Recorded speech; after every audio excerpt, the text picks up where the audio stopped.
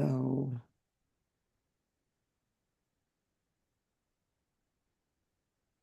good evening, everyone. Welcome to Medical Mondays with Dr. O. Pardon my voice, I think I've been having too much fun. I'm Dr. Tonyo Pesomi. I'm a family practitioner.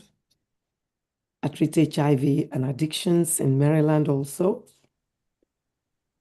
And I'm very excited that we're back on Medical Mondays with Dr. O. And our very first session, we have our very own um, my brother, my colleague, our just past president at NAPAC, the Nigerian American Public Affairs Committee, Dr. Nelson Aluya.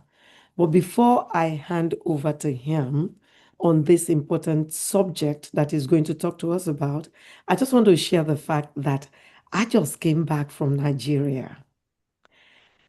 We had an amazing 3 days, which is really 5 days of medical missions. We did head to toe, meaning we did eye exams and gave away hundreds of reading glasses to people with refractive errors. I want to thank Dr. Veronica Ofuegbune for donation of some of those glasses to us before I left, and all those who contributed to the mission. We did cataract surgeries. We took care of pterygium in the eyes. We did dental care at all levels possible, extractions, treatment. We checked or screened, I should say, for high blood pressure, high blood sugars, HIV, hepatitis B, hepatitis C, malaria, and also we treated every disease entity, all the problems that came through the mission. We also did breast exams and we did cervical cancer screening. We did EKGs because we had blood pressures that were just outrageous, 200 and something over 140 something and all that. So on those, we did EKGs. We bought insurance, Campe insurance, health plan for a year for some of our participants that need follow-up care and we know that they may not be able to access care. So we bought them insurances already so that I link them to the insurance company to know what hospitals and clinics are associated with Campe insurance and for them to get continued care. So we did 3 days of mission, but did the cataract surgeries the fourth day. We kept the patients overnight and then, did follow up the next day and saw them again a week after, just before Christmas. And now, even though I'm back, I've had so many testimonies that, we're working on doing the second eye for some of those that we did cataract surgeries on. So that's just some feedback or updates, I should say, on our medical missions. I'll be sending out pictures and, telling you maybe some of what I just shared. And I want to thank Dr. BC Jagun, nephrologist from Maryland, who flew in and participated in the medical missions. Our own, Hello? Madam VP, Madam Lara Okunubi, flew in from California and participated in the medical missions, as well as Ambassador of St. Lucia to Nigeria, Ambassador Justin Uwabisi. Dr. BC Jagun said on the third day, when we were debriefing with our, amazing staff, the doctors, dentists, optometrists, ophthalmologists, and all of those, the nurses, she said she had been doing medical missions since 2007, taking teams from the US to Nigeria and, partnering or liaising with those on ground, and that she had never seen a medical missions like we ran. And she commented on the flow, the calm, just the setup and what was available.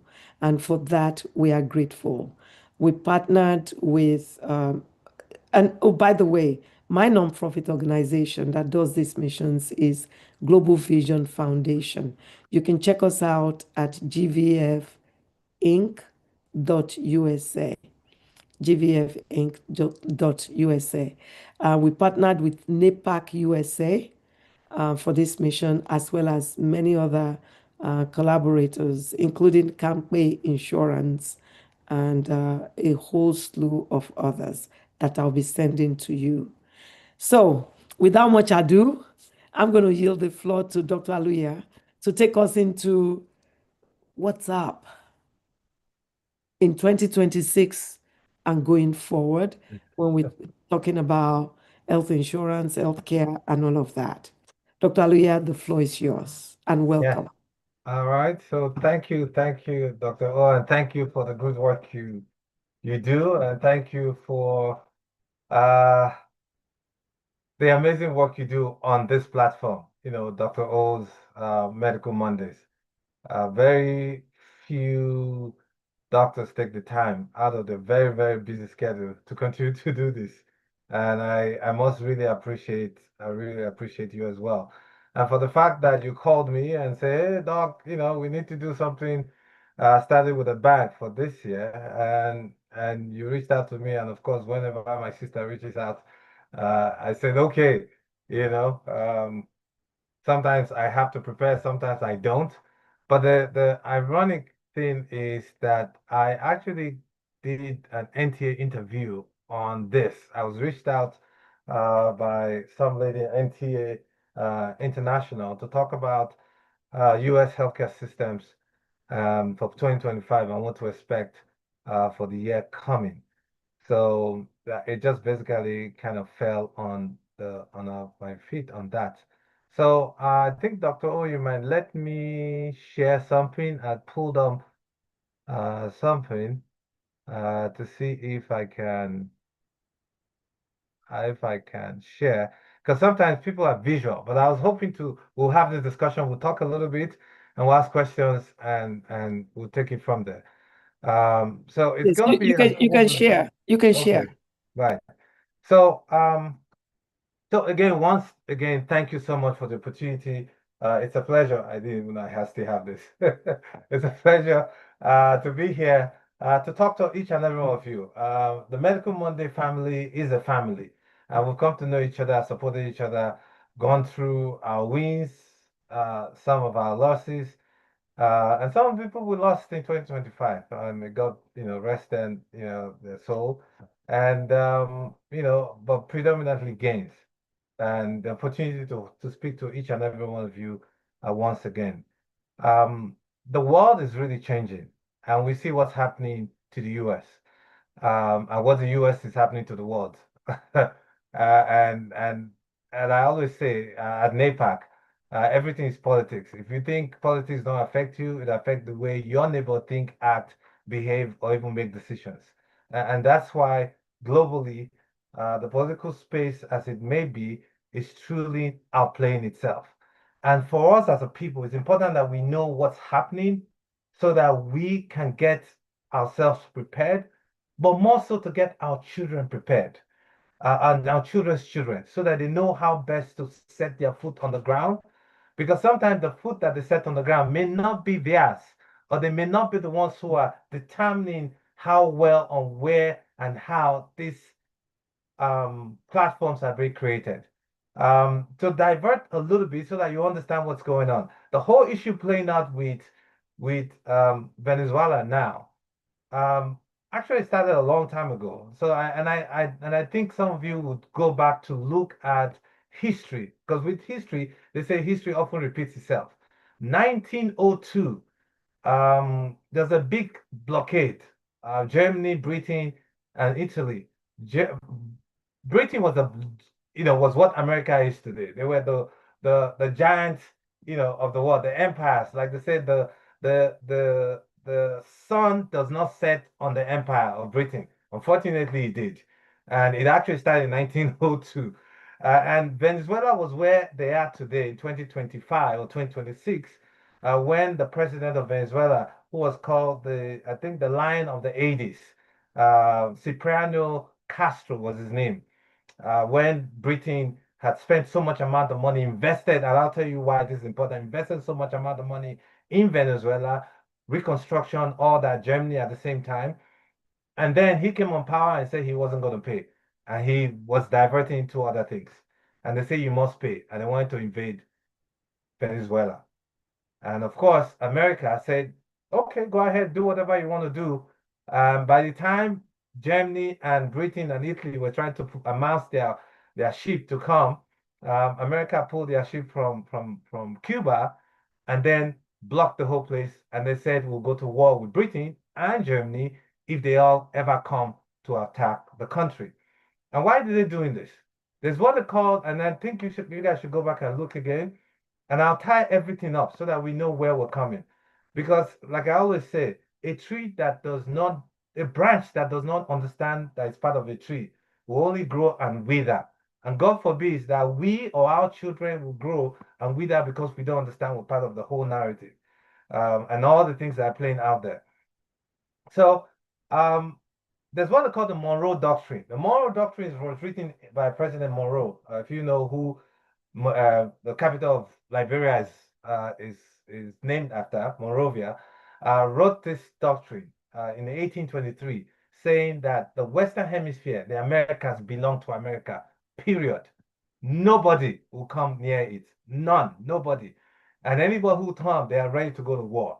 And it has always been like that. And that's why if you look back, since then, everybody hands off. The Western Europe hands off from the Caribbean, or not South America. So what we have right now playing is the investment from China and the others in Yugoslavia, in Venezuela. So of course America will not want that. So that's where all of this, and how does that play into where we are as the people who live in America, and we see what's going on, we understand the dynamics, and it might affect us one way or the other. It affects investment, it affects cost of living, it affects everything else, including our health. And that's what we're going to talk about, our health today, which is the strategies and policies that were put in place in 2025, and how that played on and what it will look like in the future. And I'll begin with a little bit of data because I like data. Data is everything. It tells you all. Um, the US spends 4 times the fourth closest developed country on earth on healthcare. It's in 2025, it spent 18.5% of its GDP. And why that is important? Because if you remember where we come from back home in Nigeria, for those who are Africans, they actually had a Lagos a meet. I think what year? 2018? I can't remember. One of those years, 16, where they said that most governments in Africa should spend at least 8% of their GDP on healthcare. None has done that. None. Nigeria spends about 3.5% of GDP. And now we begin to wonder why Dr. O has to go back home to supplement some of those things she's doing. Because we're not spending a amount of money. US spends 18% of the GDP out of the trillions of dollars he has. And if you translate that into dollars, that's $5.6 trillion on healthcare alone. That's a lot of money. And but however, if you look at the US healthcare ranking across the globe, around the world, in one of the Commonwealth description of US healthcare standing, the US healthcare standing is on number 69 on global standing. Number 69, despite the fact they spend $5.26 trillion on their healthcare. Now, you begin to wonder why. Now, US is just above Algeria, which is the only African country on that 100 ranking. Nigeria is not even there. But number one is, is Singapore. You have South Korea, Japan, and the Dutch countries. They're doing so well. Now you begin to wonder why. Why is this happening? Because the ranking are based on certain criteria. One, access to healthcare, which America do really badly because we don't have universal healthcare.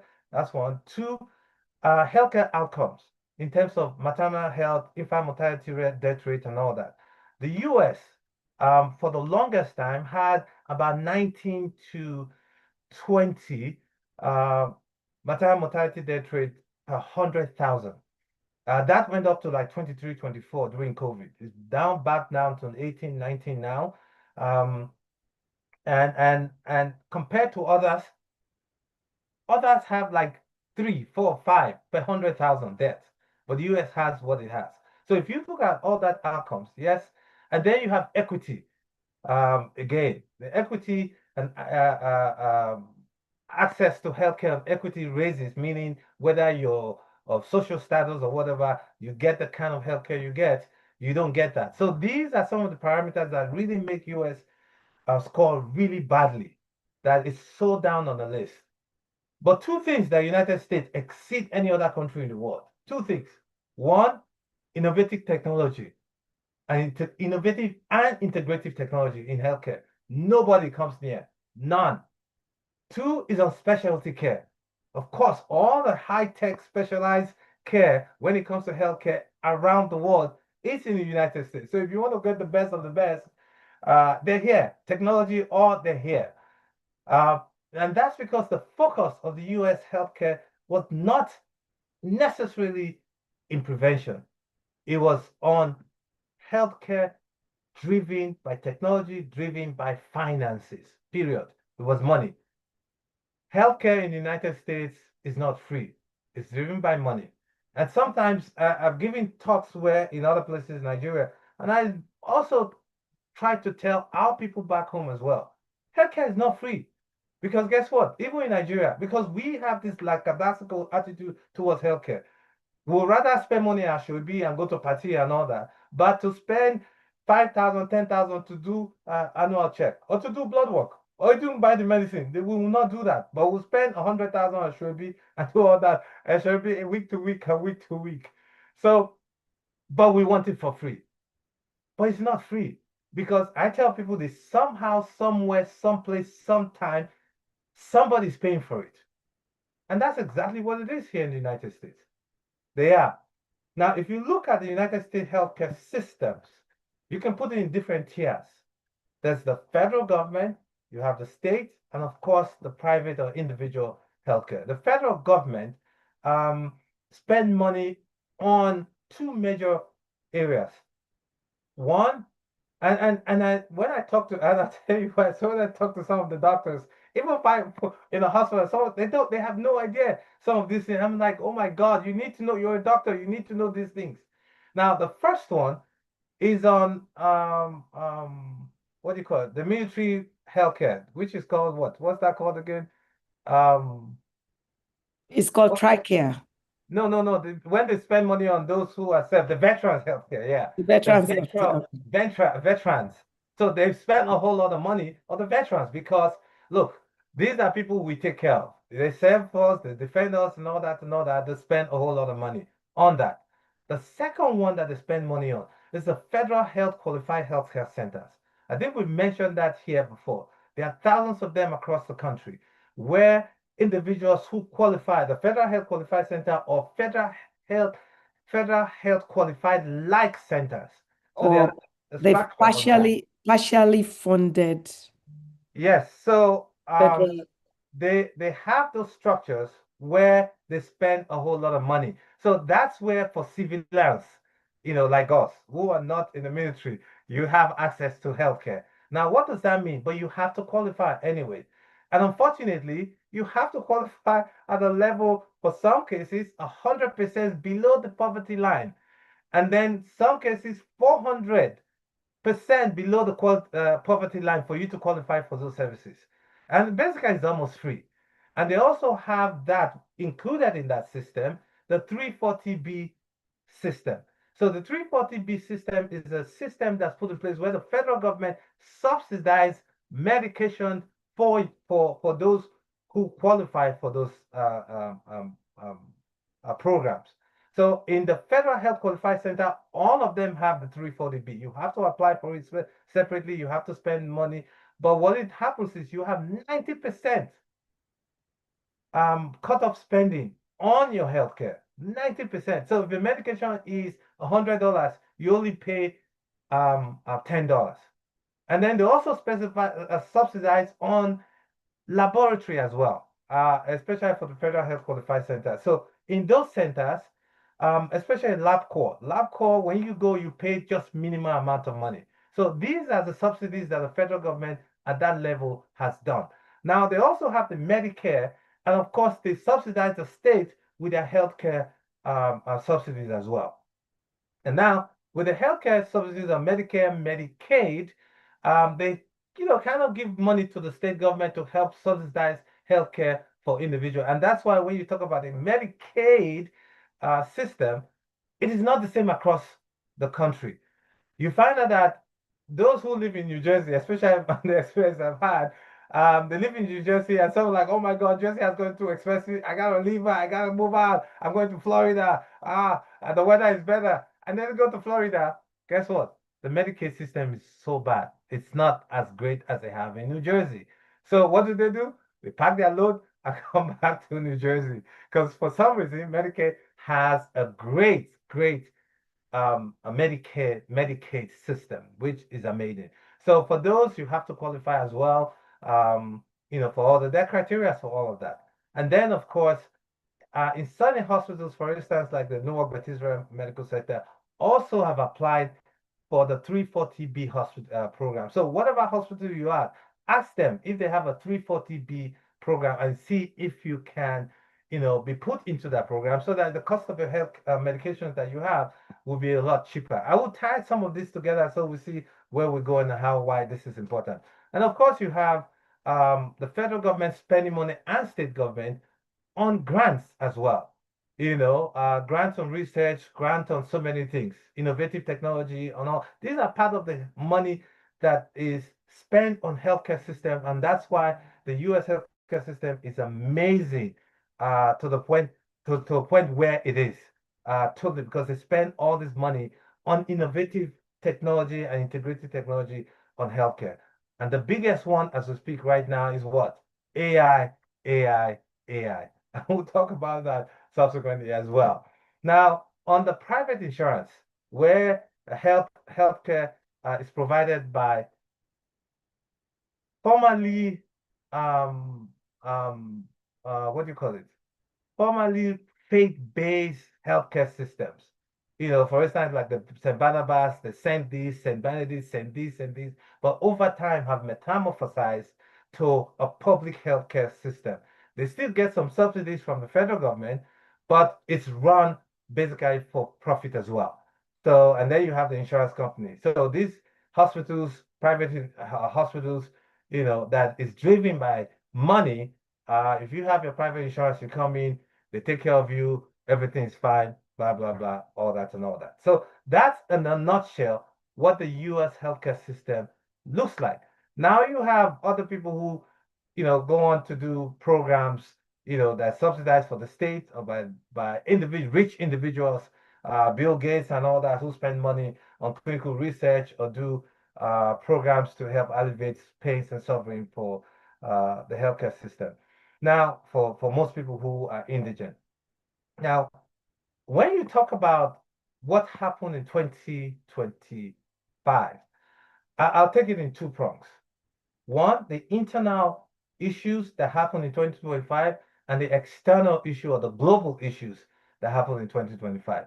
So before I do the internal one, I'll talk about the external one that happened on the global scale. Now, on the global scale, what happened was when President Trump came in, you see two things that happened. Two.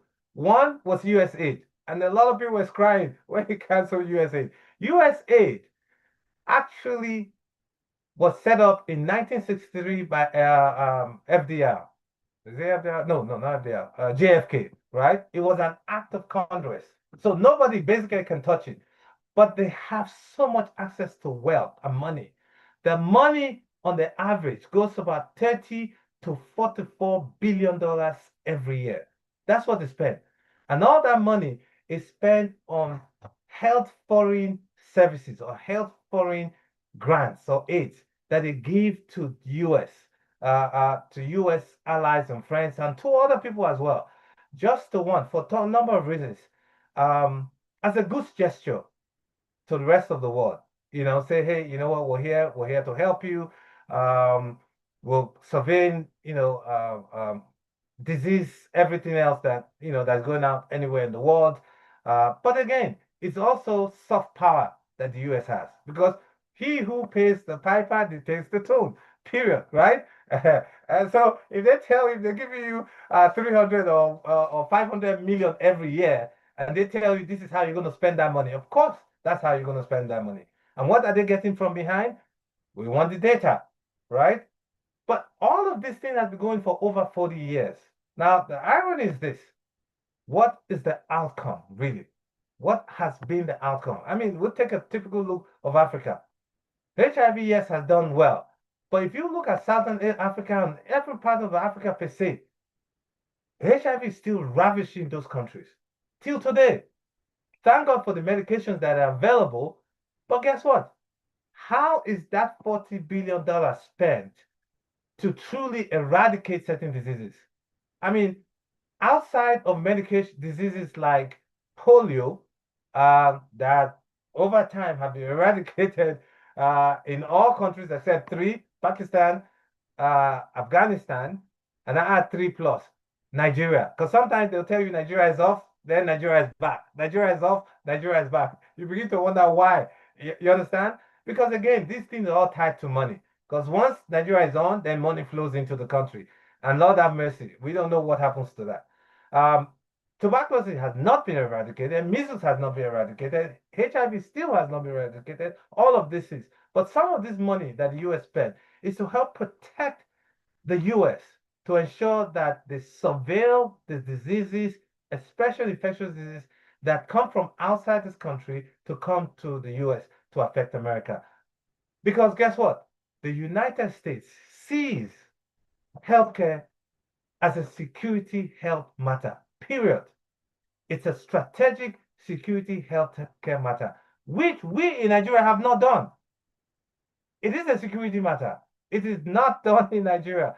And if we as Nigerians truly want to become the power and the stronghold of Africa and truly do what we need to do, then we need to hold a few things as a strategic security issue, period, bar none, right? So that's for USAID. The next one was the spending to WHO, right?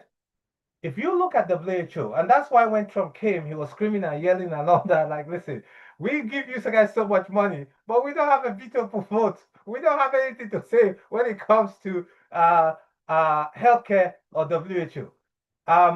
In all sincerity, the US spends on average $2.6 billion that they give to United WHO every year. 2.6 billion. Those coming behind, I think China, there's a formula, that they put for it. There's a compulsory amount of money that you spend, and then there's a non-compulsory rudimentary money that you put. So the US puts so much amount of money upfront. Even China, with all the whatever the wealth that they have, they're not putting one third of what the US is putting. So when Trump came, he was pissed off. He said, listen, if I don't have a say, and you're saying this, and I'm giving you this kind of money, and yet I have no say with this, what is it for me? Because again, Trump is very transactional, right? He is. He said, you know what? I'm cutting that money. And then the whole place was scattered. 2025, from 2.6 billion the previous year, they spent about $930 million. So you see the gap. And that's why WHO and all the people were screaming and yelling that, hey, there's no money, because again, the huge largesse that was coming from America, who can truly um, um, account for that money. The same thing you can't account for the USAID money. So it's a big issue, and and and that's why I've come to tying it with what's happening in Venezuela and all that, so that we understand why things are happening and where the mind is, and so that we as a people begin to teach our children and those coming behind us why they need to know things and why they must understand things as well. Um, there's a global new order, and we must understand where this thing is going, because otherwise, we in Africa we're in trouble. But thank God, for those of us who are in the diaspora, like I always say, no country would truly be great without African diaspora or Black diaspora. Period. None. Because we come in not just with the power, the strength, and the skills that we have as a people, we also come with the cultural flair, the finesse that nobody here on earth has as Black people, and that we bring. I mean, look at our diasporas who left Africa 500 years ago. See what they're doing here. And that's why the cultural power of the US, from the music, rap, and all that, has been soft power to the world as well. So tying all of these things together, so the US said, you know what, we're not going to spend that kind of amount of money anymore, because we're going to look inwards.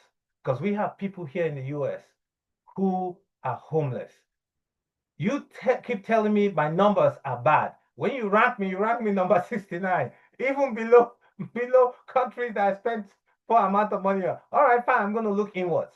I'm going to look inwards now. So it's a US first healthcare strategy. That's what basically took place in 2025. US health first strategy. So the State Department came up and said, you know what? All that money that was spending and giving to you guys, no more. So what did they do? They slashed it up. 40% of that money, they split certain ways. 15% of that money, they used to employ 270,000 healthcare workers, predominantly nurses.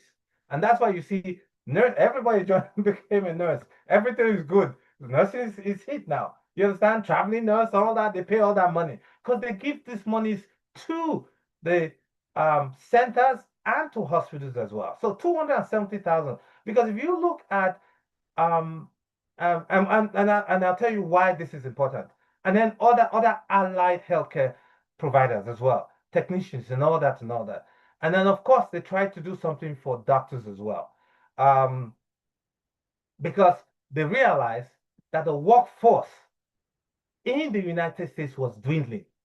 I'll give you data, especially for doctors, especially Black doctors. And that's why over time we've talked about it here. And I say, please encourage your children, especially young Black men, to go into medicine. Because in 1923, no, 1929, the percentage of Black men in healthcare, doctors, was 0.31%. In 2023, the percentage of healthcare Black men in healthcare was 0.39%, 0.9%. So Black men, you're not going to see people like us again in healthcare if we don't encourage. And the beauty is this: most of the Black you see now are where? Foreigners, especially Nigerians. You know the data when we talk about Nigerian doctors in healthcare. We exceed even anybody else, African Americans in healthcare. So that's why it's important. And globally, the WHO said, look, per 100 per thousand, per 100,000, you need 30 doctors. 30 doctors per 100,000 care. But that number in the US has actually gotten really bad. I think about 60 to 65, some people say 85 to 100, depending on what area you go to. And in 2035, that number will get even worse because doctors are aging out. A lot of doctor people are not coming anymore. And those who are technology is even taking out a lot of them. I remember when they decided to do electronic medical records. A lot of doctors just resigned because they're like, oh, I got this. I can't handle this anymore. This high tech nonsense. I'm not going to get involved in it. Can you imagine when AI comes into this? See what AI is going to do. A whole lot more. We say, you know what? I'm done. No more. Bye bye. I gotta go. I've done my bit and all that. So they understand that. So that's why they're truly putting a whole lot more money into the healthcare system as well again, so that they employ more doctors, employ more nurses and other auxiliary staff. So the money that got from USAID was actually put into that, 15% of that money. Now, 25% of that money was actually put on infrastructure. buying utilities, buying materials, buying things, securing the country. Because you know what happened when COVID came. That's why America knew that they don't have masks. They have to get masks from China. Everything they got from, and they had none. So they decided to spend a lot of that money to then start buying all of those things and securing them here and see how they can find people to produce them here in the United States. So all the rest of the 60% of the rest of the money, they decide to say, you know what, we're going to put on technology and integration. And that's the work of the State Department coming up with that US first healthcare strategic initiative. So that's on the global space. We talked about WHO, we talked about USAID, we talked about the State Department's work on that. Now, coming inwards, um, on the strategies that they put in within the US. We'll take it about on workforce, we'll take it on policies, we'll take it on technology. Now, talking of technology first. So AI is big, and you see the deployment of AI. Now, one of the criteria that they use that US has done so badly in the healthcare delivery is on the cost of US healthcare. Now, somebody once described the US healthcare system as complex, ambiguous, expensive, and inefficient. That's how they describe the US healthcare system with all that amount of money. And that's why some people are really pissed off. But like, are you kidding me? That's what the rest of what describes the US healthcare system. Ambiguous, complex, expensive, and inefficient. Now, in ways to affect that efficiency and cut back bureaucratic bottlenecks and all that, that's why they're employing AI. Because AI will solve a whole lot of issues, a whole lot of problems.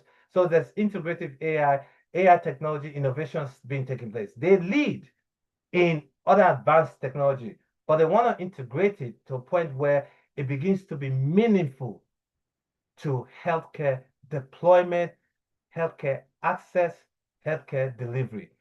And that's why they now started paying for. Thank God, COVID, like we did say, leapfrog technology 7 years ahead. That's what COVID did. It leapfrog technology 7 years ahead. So America see the advantage and they're taking advantage of it.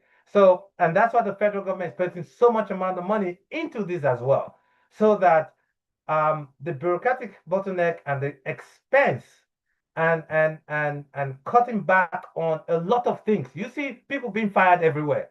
They're being fired. There are people who sit in the Ministry of Health in Nigeria. They've been there for 20, 40 years. They haven't learned anything new. Nothing's moving. They still want to do the same stamp, move table. America realized that. They're like, listen, we're paying a lot of people so much amount of money, and they're occupying space, and they're not allowing young ones to come in for employment. So if we can't get rid of you, we can't bring young people in, we're going to bring technology in to do the work faster, quicker, and efficiently. And that's why they did that. 82% of US healthcare systems adopted AI, adopted innovative technology. 82%. And that's why it's everywhere. Now, they also do that for a number of reasons. Remember, I said the US healthcare system is strategically security health matters. And we've always said, he who controls data controls everything.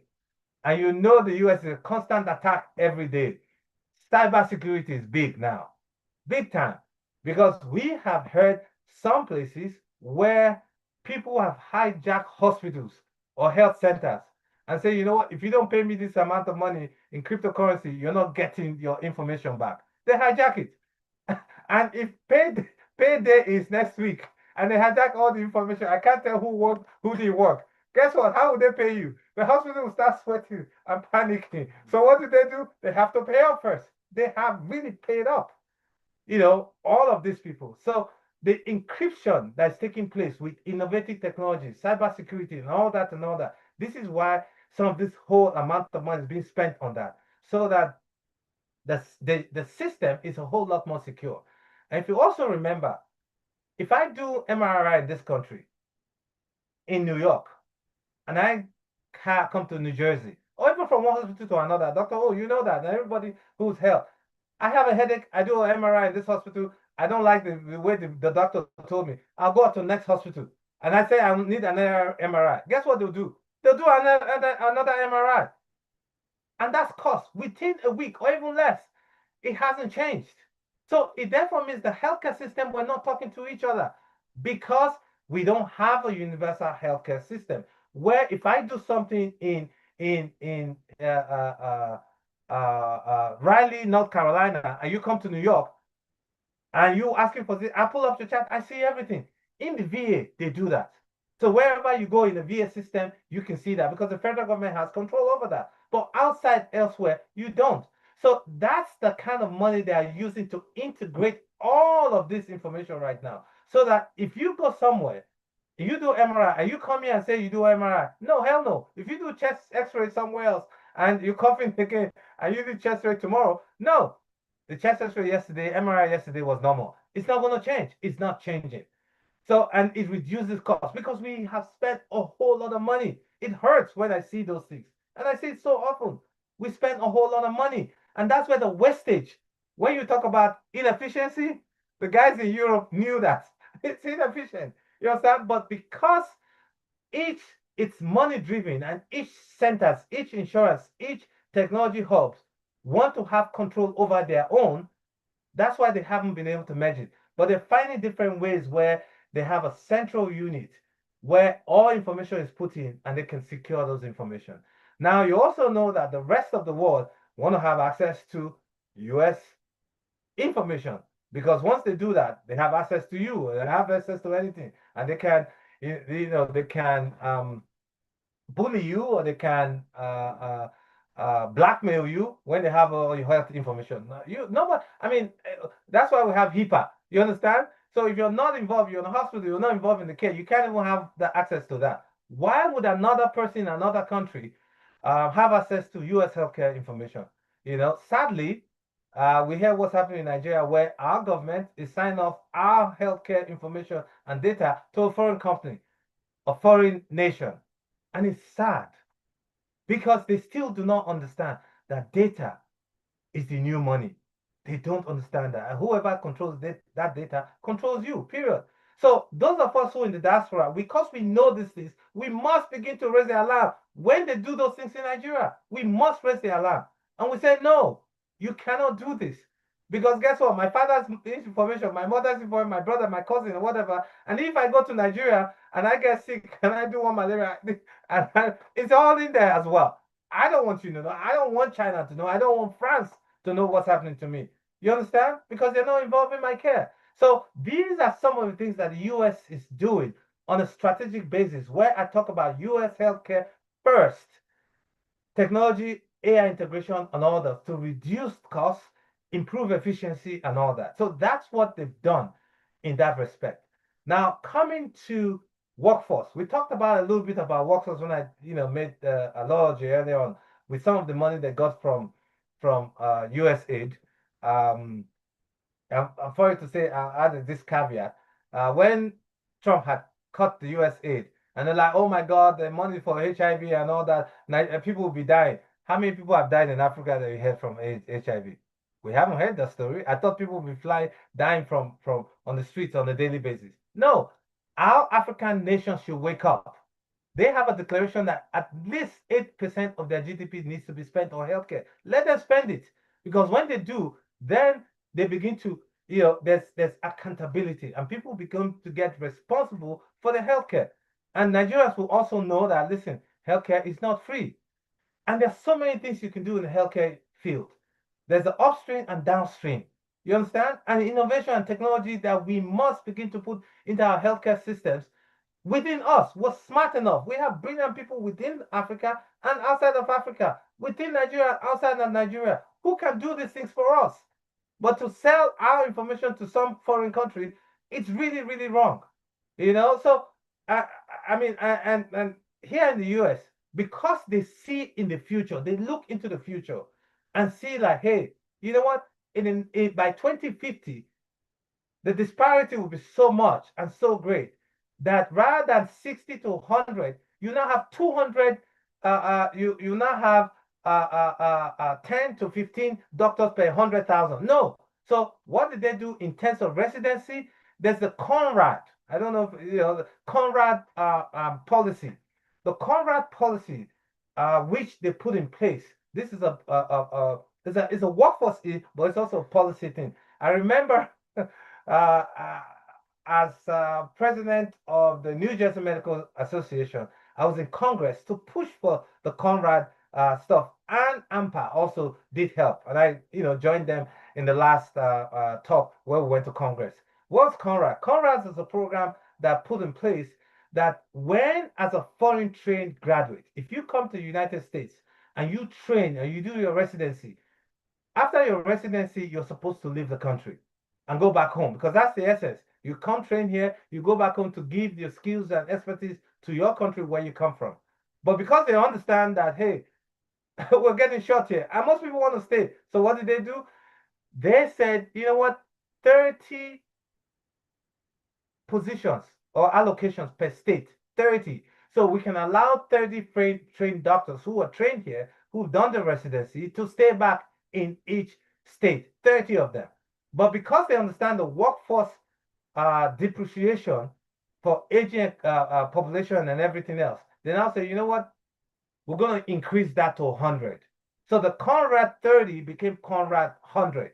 So these are policies that have done in 2025. So that rather than 30, they increased by 70 per allocation in each state. So now 100 doctors who are foreign trained, who are supposed to go back home, 100 of them will now stay per each state. So California 100, New Jersey, New York, all of that. Because they're going to serve in um, healthcare deficient healthcare professional no healthcare professional deficiency areas, those areas that are really in need of healthcare.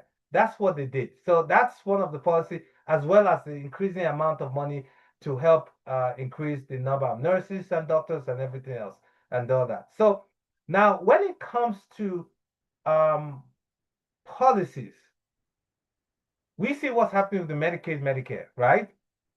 The Medicaid, Medicare, they're cutting back because they want to make sure that the amount of money that have been spent that's almost become redundant. They want to ensure that it's streamlined, the so-called Obamacare. Now, to really come to understand how this thing is, the federal government was subsidizing healthcare for individuals, just like Nigeria subsidized petroleum, where Nigerians were able to buy fuel at 100 naira per gallon, right? The US was subsidizing up to 1,500 per individual who qualify for Obamacare.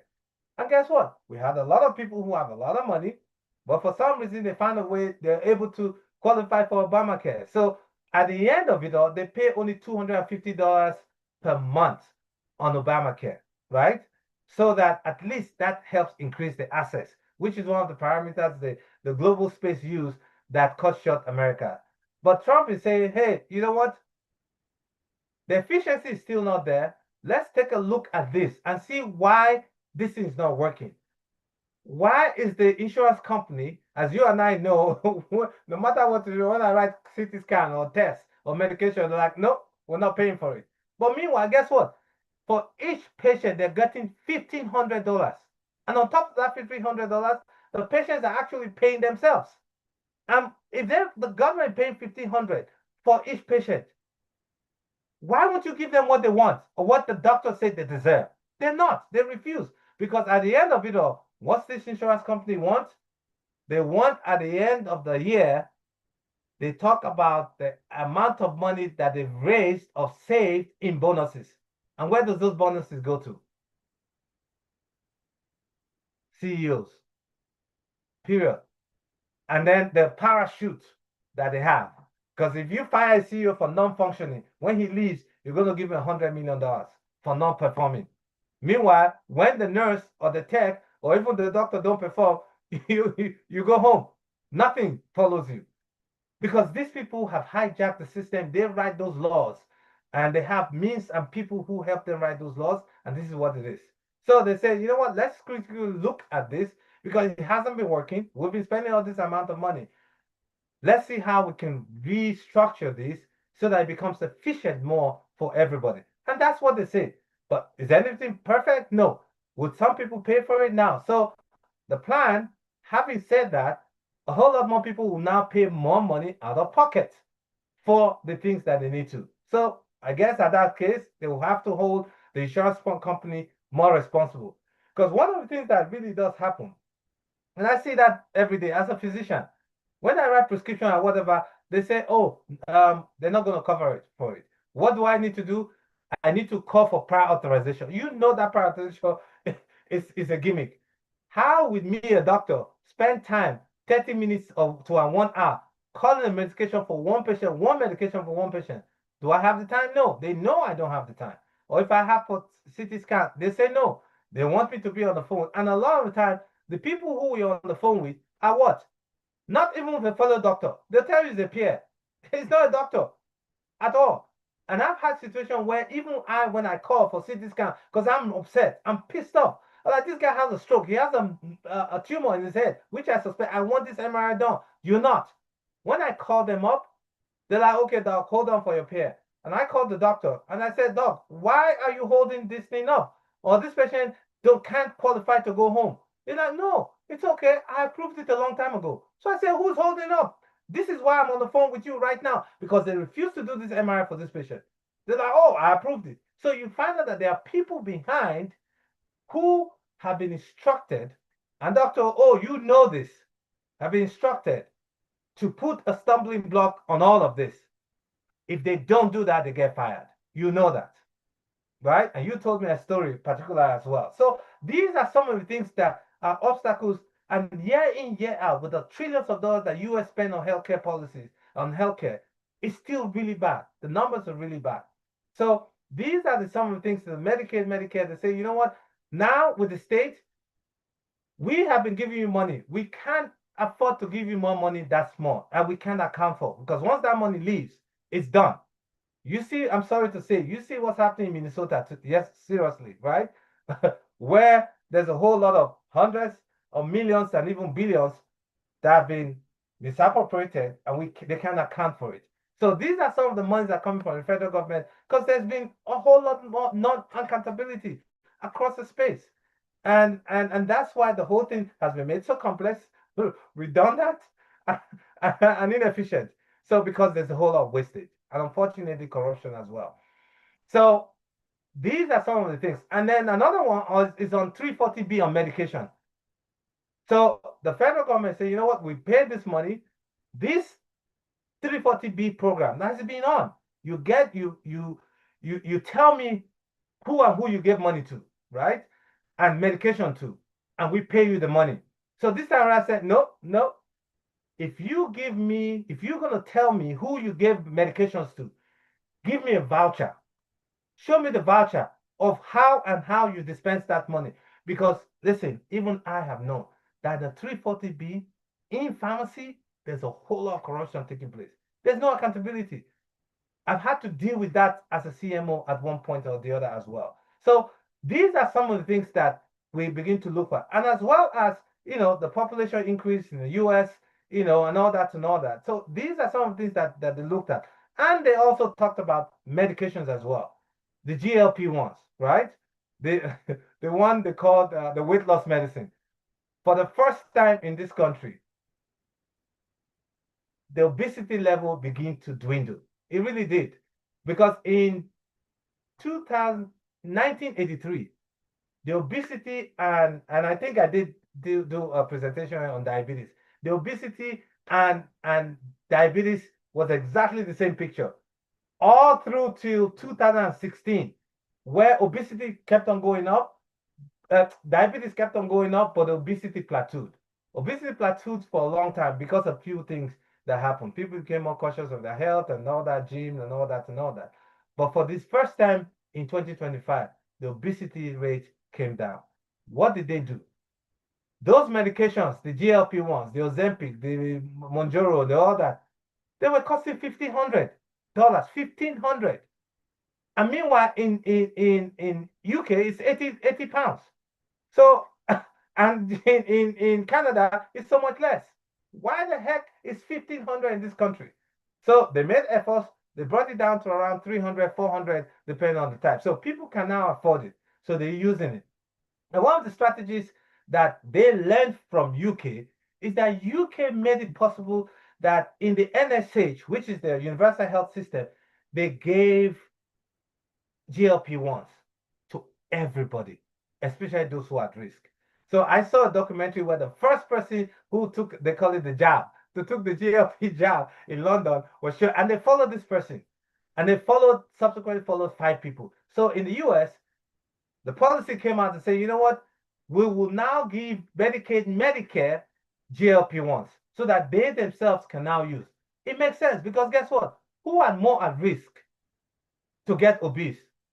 Low socioeconomic status. Who are more at risk to get diabetes? Low socioeconomic status. Who are more at risk to get the complications of obesity and diabetes?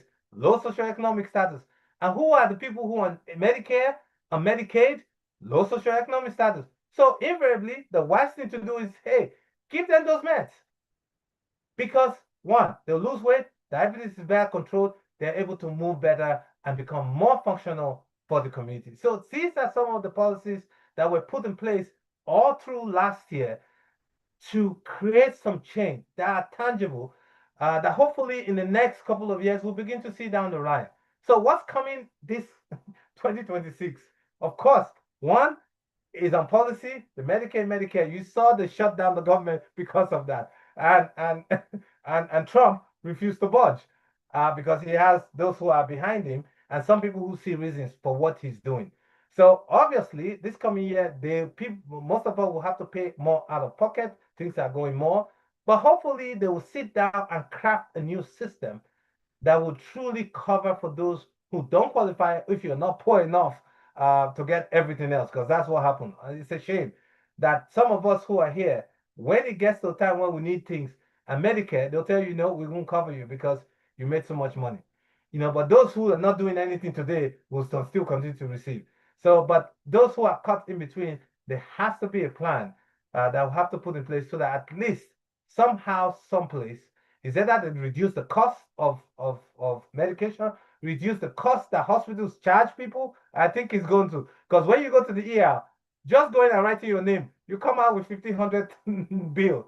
The cup, the little cup they use to give you Tylenol, it's $200. And if you look at how they break down, they do that. So it's about time they truly look at those things. Why are the hospitals charging so much amount of money for such trivial things? It just doesn't make sense. So they have to look at all those things. Now, of course, the integration and generative AI is put in place. There's a whole lot more money put in place for that. I was reading um, a weight scale. A weight scale that will come out next year is going to cost about almost $680 something dollars. You stand on that scale, it's going to give you in 90 seconds, it's going to give you over 60 biomarkers and biometrics.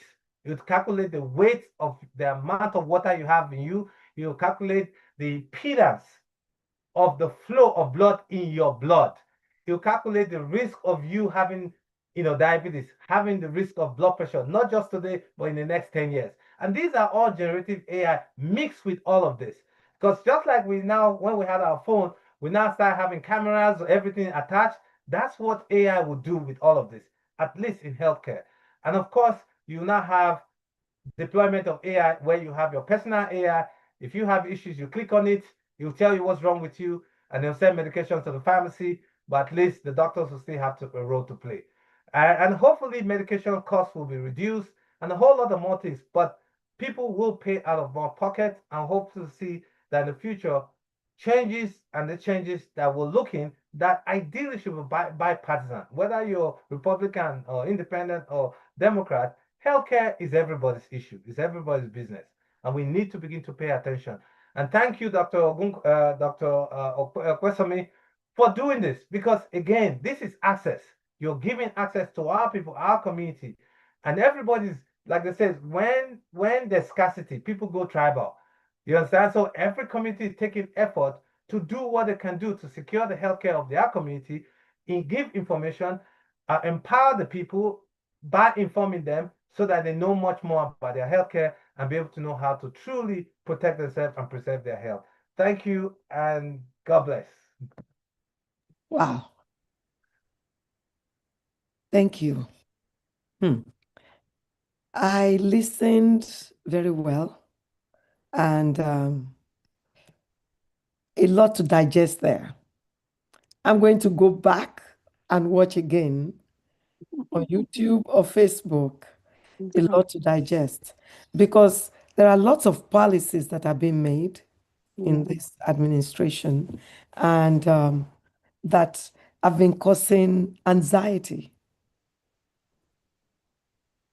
But your presentation broke it down that a lot of these things are actually what is needed,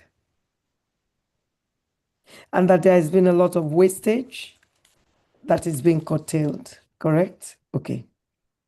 I have questions, or, first of all, a comment. For the HIV positive patients, when they stop their medications or they don't have access to medication anymore, it takes time for trouble to start. So we're not going to be seeing the deaths or um, the the problems that would occur for a while. It's still too early to say what the impact of cutting their treatment would be. So I don't have any hands off, but Lisa Jeffrey just said great clarity has been provided in this presentation. And I 100% agree. That's why I'm going to go back personally to go listen again so I can learn a lot more and digest it even better. So we'll see where that goes. Those who I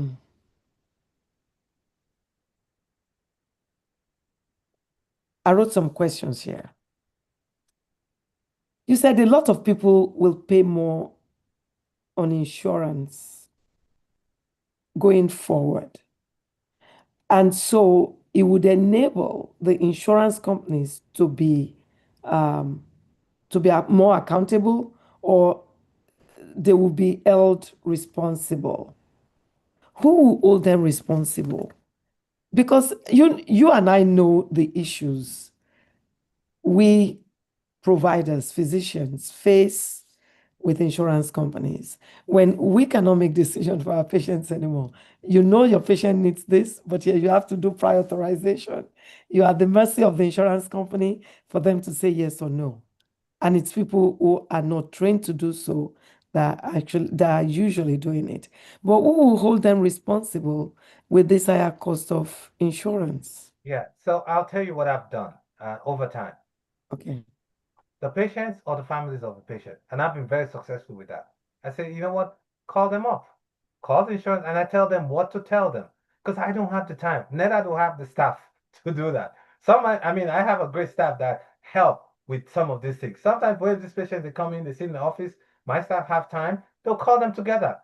And a lot of the time, they've been very successful. Because guess what?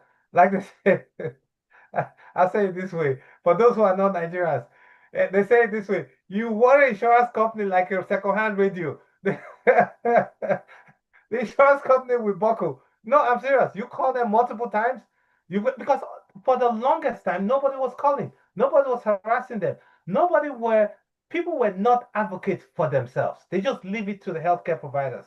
At that point in time, yeah, we had enough more time. We'll call the insurance company, we speak to them, but now we don't. We really don't have the time. And now that we do, we have the staff to do that. So I said, look, even in the nursing home, call them up, and when they narrow it down to a point where they need me to speak to them, yes, I will call. I was really impressed one of these days when they said, "Oh, Dr. Aluya, this patient is not ready," because I'm a director of one of the rehab place as well, and this patient is not ready to go home. And I said, "No, if he's not ready to go home, it's a safety issue." And they said, "Doc, we want." I said, "Listen, talk you, the social worker, talk to them first. Call the family to talk to the insurance company." And then they did. So eventually, when they harassed them, you know what? They now set up a date with the doctor. And I said, set a date with the doctor and let them call. I don't have the time to call. Guess what? I was sitting one day, I saw Horizon on my phone, and I picked up, hello, like, oh, I'm Dr. This, I'm the medical director for. I said, oh, okay, Dr. You, it's you. All right, is it you that said you won't pay for my patient to stay 2 more days? They're like, oh, no, no, no, we'll pay for it. I'm like, okay, you understand? So I've done that with medications, with all that. Yes, so I've been successful. So one of the Absolutely. issues is, and I said it earlier on, people will have to be more responsible for their health. They may have to go the extra mile so that you don't pay more money come out of your pocket. You have to advocate yourself. So, but eventually, everything will percolate. People will now form association or a connective network where a group of people, that's their specialty. Maybe let's say Medical Mondays will now hire somebody who will pay, let's say $100 every month. Who, if you're part of the, I'm just giving an example. If you're part of Medical Monday, you subscribe to it. When you need help calling the insurance company, that person is a specialty to pick the phone up, call the insurance company on your behalf as long as you subscribe. You get what I'm saying? Because you too, you're so busy and you don't have the information. So I'm giving one of the solutions that is eventually will have to take place. You understand? Or we have to find collectively pay for health insurance as well. So subsidize some of the ones that you as an individual have, or if you don't have. So it becomes a collective insurance for healthcare. So that's where we're going to, because eventually something has to give and we will have to find solutions to this. I 100% agree. And your presentation, I'll repeat, was so informative. It was excellent and informative. Um, Auntie Oshifade said, thanks, Dr. Aluya, for the unbiased analysis of all that's going on in healthcare. God help us all. Amen. Thanks. She's absolutely right. May the Lord help us all. So, you talked about the, insurance companies, about what is going on and all of that. You also talked about doctors. I did not know that there is quota, or that the government gave each state a number of doctors that can stay after, I think that's the J1 visa or something Right, like that. right, That's the one that you finish your training and you need to go back. right. That they give them, and now they've increased it to 100. That is fantastic. There's something though. The doctors who have taken their exams and have now matched, or that will match rather in March, because it is March 19 or something like that, Mhm, mhm. that the matches are announced to know what doctors match towards what program. They're scrambling now on how to get here, especially doctors from Nigeria. What kind of visa? How do they navigate getting back? I think the administration, we need to reach out to the administration to look into this and allow them to come start and finish their residency. Nigerians, um, not by design, has been the blessing in the healthcare industry of the United States of America.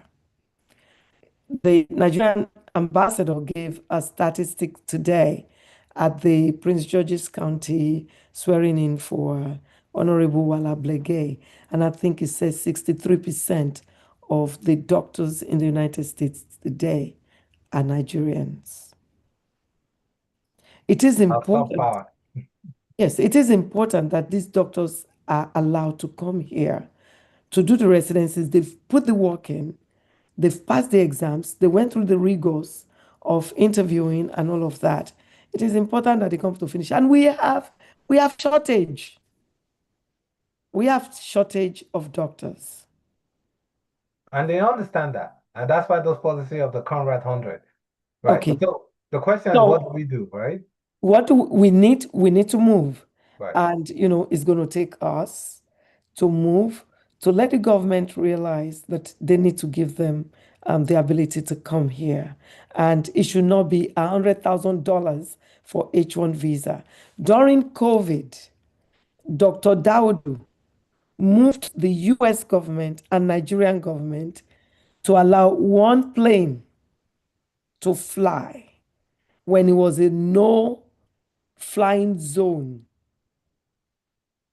to fly the doctors in Nigeria who had marched into residency and didn't have a means of getting into the country. They actually worked it out. Nigerian government allowed the one plane to leave, US government allowed the one plane to land, and they started residency. I personally know folks that, shadowed me that benefited on that from that trip. We can Yes. do this, and we need So to do that. it's we have to be intentional in our strategy or strategies on how to engage this. Like I always say, if you want to change government, you have to get close to government, right? You Yes. can't change the government from afar. So what do we do now? We're talking about this. It's a strategic engagement. First, we engage ourselves. Meaning, when I mean ourselves, from here, Medical Monday, we engage AMPA, we engage NAPAC. We NAPAC. have to have a discussion like this to say, you know This, what? mhm, mhm. Okay, this is the problem that we're going to foresee in March 2026. Our Yeah. people who will get into residency, this is what we need to do. What do we do? First, we meet, we strategize. What I call internal reconciliation and external affiliation. Remember, I talked about that. A strategy formation. So we say, okay, you know what? How many doctors have applied this year? Because data, you see, when I talk, I Yeah. gave data, I gave numbers. Yeah. How many Mhm. people applied this year? How many people are eligible? That's one. Two, what are the positions that are available for residency? We see, because you see, when you approach these people, you need to approach them with facts and figures, right? And sometimes with the policies that they put on the ground and say, you know what? Okay, this is what we have. Then we'll now say, you know what? We go meet people who push the Conrad policy that made it possible. We identify who those people are, and we'll now send an emissaries of NAPAC, AMPA, NANA, or whoever, all organizations, including our lawyers. We have access to them. Doctor, oh, we can begin to pull these people, and I can reach that. We So, will. I'll reach out. right, send All of them. Yeah. emissaries to those Yeah. politicians Mhm. between now and February and say, hey, these are the people we need to come into the US. Please, we form 60 something percent of doctors in this country who are black. You need us. We're available because otherwise it will negatively affect our communities and the communities They that where will. you come from. And then as we do that, we'll write an article about it as well. And then we get them to interview them and let some of those interviews that we bring put it out there. Just like we're doing this, we'll hold a town hall meeting. We interview us, we put it out there, let it go fly on social media. So that our people, because if more people hear this, and guess what? You tag President Trump and the what do you call it, Kennedy on this, so that they see this. So it's a multi-pronged approach. So as you do that, so that they say, you know what, okay, you know what, for doctors alone, let's begin to make an exception because you can. And I'm sorry, I'm going to see this. Back home we say under special conditions the devil can see God. Yes, we have to begin to take steps to, make sure that what we anticipate, we find solutions to them, and it can begin from here. And that's what I say. Thank you. So, um, you'll be involved. I'll get the meeting together for all the players needed, and we need to get this moving. It's the time to start this because, as I said, March is in March, so that by then, decisions would have been made and these people can come. It's very important. We have shortage of doctors. And it's important for all of us because studies have shown that you're most likely to do well when you're taken care of by doctors who look like you. So if That's I have Femi Adekoya taking care of me, I'm most likely to do better when I have,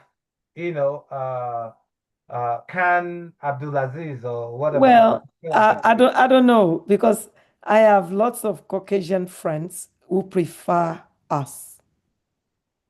Don't ask me why, Well, but that's another all story. all I know is No, that it's what you present, Dr. O. It's how you make them feel. That's all. Okay. Not Um, it's unique to you. Okay, all I know is that we're short of doctors and we need to get quality doctors in. Yeah. And so we need to work on that and make that happen. So you also said something about this scale, about AI. This scale will be able to tell you what you have now, what you may have in the future, and all of that. Can I share this with you? On the 29th of December, I was at the Kankpe Insurance headquarters in Ikeja. I talked about Kankpe Insurance, that we got the insurance for patients that need, healthcare follow-up and stuff like that.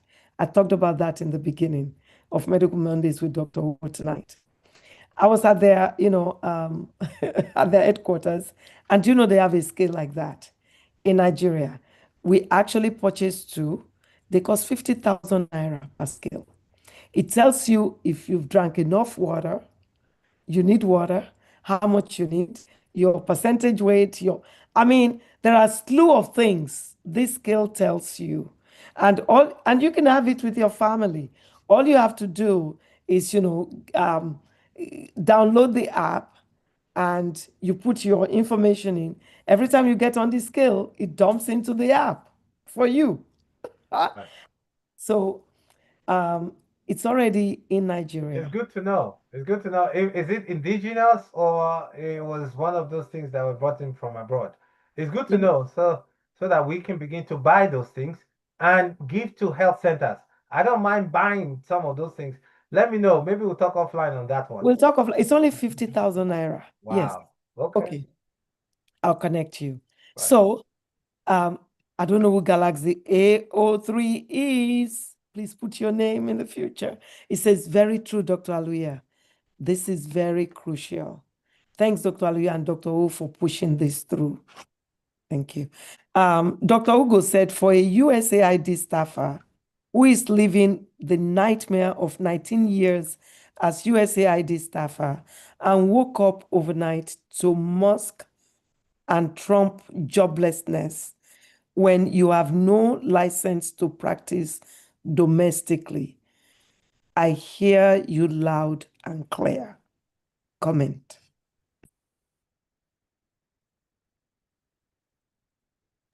Comment.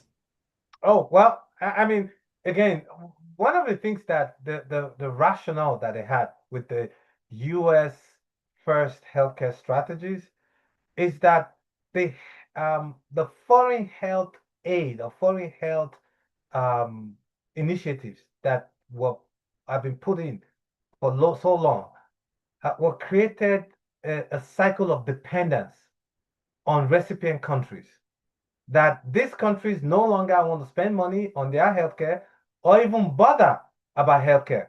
And it's sad, and I'll tell you why. I was speaking to a young, brilliant gentleman this last week, and I said, "Okay, you're finishing medical school. What are you going to do next?" You know what he said? "I'm going to do public health."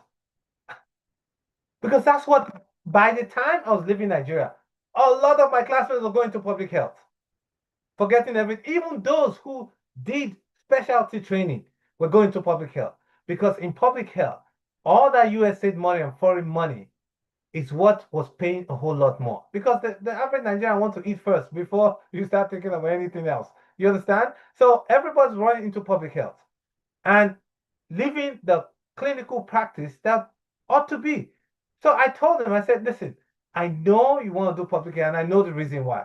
However, go into nephrology. And I gave him reasons why he needs to go into nephrology today and why the future it will look bright for him. You're like, oh my God, actually, I never even thought about that.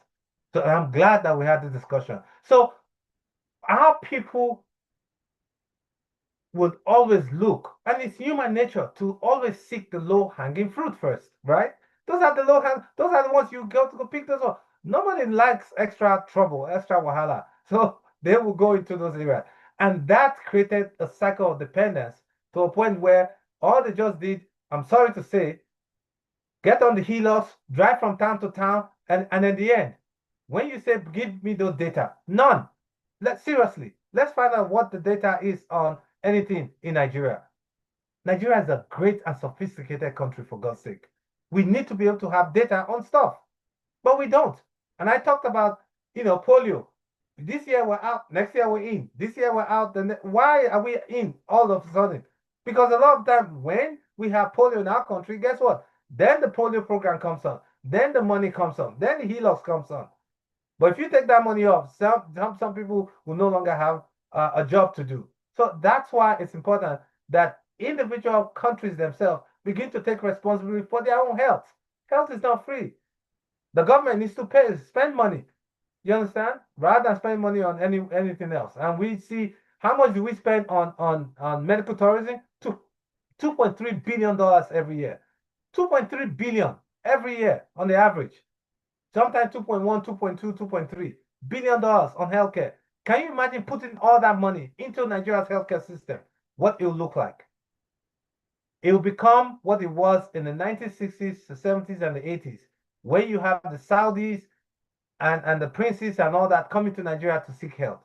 And the rest of West Africa and Africa will come to Nigeria for healthcare. We have the expertise, we have the brains, we have the brilliance, we have the determinant. And when I did my tour around Nigeria recently, I was in Enugu, Unilab, Zaria, Unibed, speaking to medical students. And I see the enthusiasm, the willingness, the hunger for knowledge and all that, and the willingness to do what is good for our people. What is lacking is the direction and the leadership to help them get there. It's not only that, direction and leadership and compensation. Well, that's the leadership. They are That's not the money. compensated for what they do. Yeah. A doctor should be able to put money on his table and to put food on his table, you know.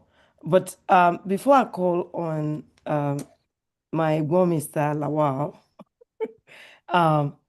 there's a comment here that the Oyibo, aka also known as Caucasians, like us better because we practice hands-on medicine, also known as relational medicine, as opposed to fear of liability medicine. That's a comment made there. And Dr. Ugo begs to disagree with you that the countries that followed the program with this, they designed, I think, for PEPFAR are not just looking for money, are not in trouble now. Dr. Ugo volunteered his or her skills pro bono as a max fax surgeon till COVID made volunteering nearly impossible. PEPFAR data is on point for Nigeria, and you can quote it any day. Nigeria made the choice not to utilize what US was giving them. Go to Botswana, Kenya, Uganda, Eswatini, etc., and you see the difference. Dr. Ugo, I would suggest you unmute and speak because I think you'll be able to communicate your thoughts better. With the pepper, I'll tell you this. One of the things that they did here in this country, and with 2025, 93 million unborn children were prevented from having transmitted HIV. 93 million in this country.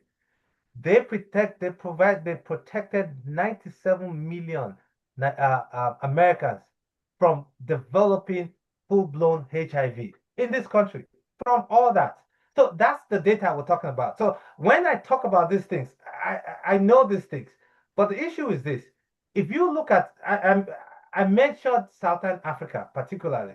You understand? HIV in Nigeria, well, I don't know. It's not a big deal anymore. You understand? Either because it is still a big deal. Well, I don't know. Nigeria is one nobody's of the talking about it. countries. You understand? Nobody's talking I know about it. what I'm talking about. Yeah, go ahead. Now, why would they talk about it? Because Wait, they Dr. let the Aluya, ball wait. drop. Nigeria is one of the countries that did not take advantage of what PEPFAR had to offer them. Let me say it categorically. All the kind of data you have for America, you have it for Nigeria, and it's still available. Nigeria chose not to run with it. Okay? The country, I'm one of those people who, even though I'm a surgeon, made the choice. I made the choice because PEPFAR money is more than some countries' whole national budget in that country. And any country that chose to use PEPFAR money to fix their health system, not just HIV, will make it work. E.g. Botswana, e.g. Uganda. One of the countries I worked on last before the shutdown was Angola. Angola was an impossible place. 3 times they tried to shut them down. 3 times I put my career at stake to let them give Angola another chance. All the things we did for Nigeria, Nigeria chose not to run with it. Let me tell you, there are places like Farmer Access in Nigeria that are providing stuff for Nigeria that if they run with, Nigeria will be better than so many countries. But what? Our system. Look, my peers are in power in Nigeria. If I walk into the Ministry of Health, they say, Ugabe, carry your wahala, they go. Dog, not they chop. You said shit. And you know what that means. All right? So, I'm not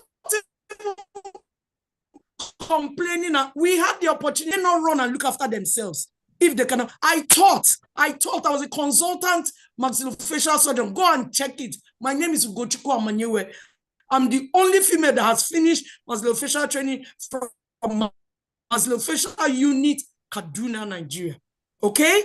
I gave up that job I loved so much because I was opportune as somebody under 30 to see what PEPFAR could do in the sub-Saharan Africa. And I gave it up to do that. I started HIV work as a resident surgeon. People ask me, how did you go from surgery to HIV work? I gave up. I could have been anything I wanted.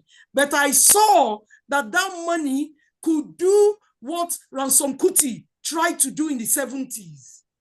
Only the countries that were willing to listen. The countries that were willing to listen, today, with the shut, I have no job, but I'm okay.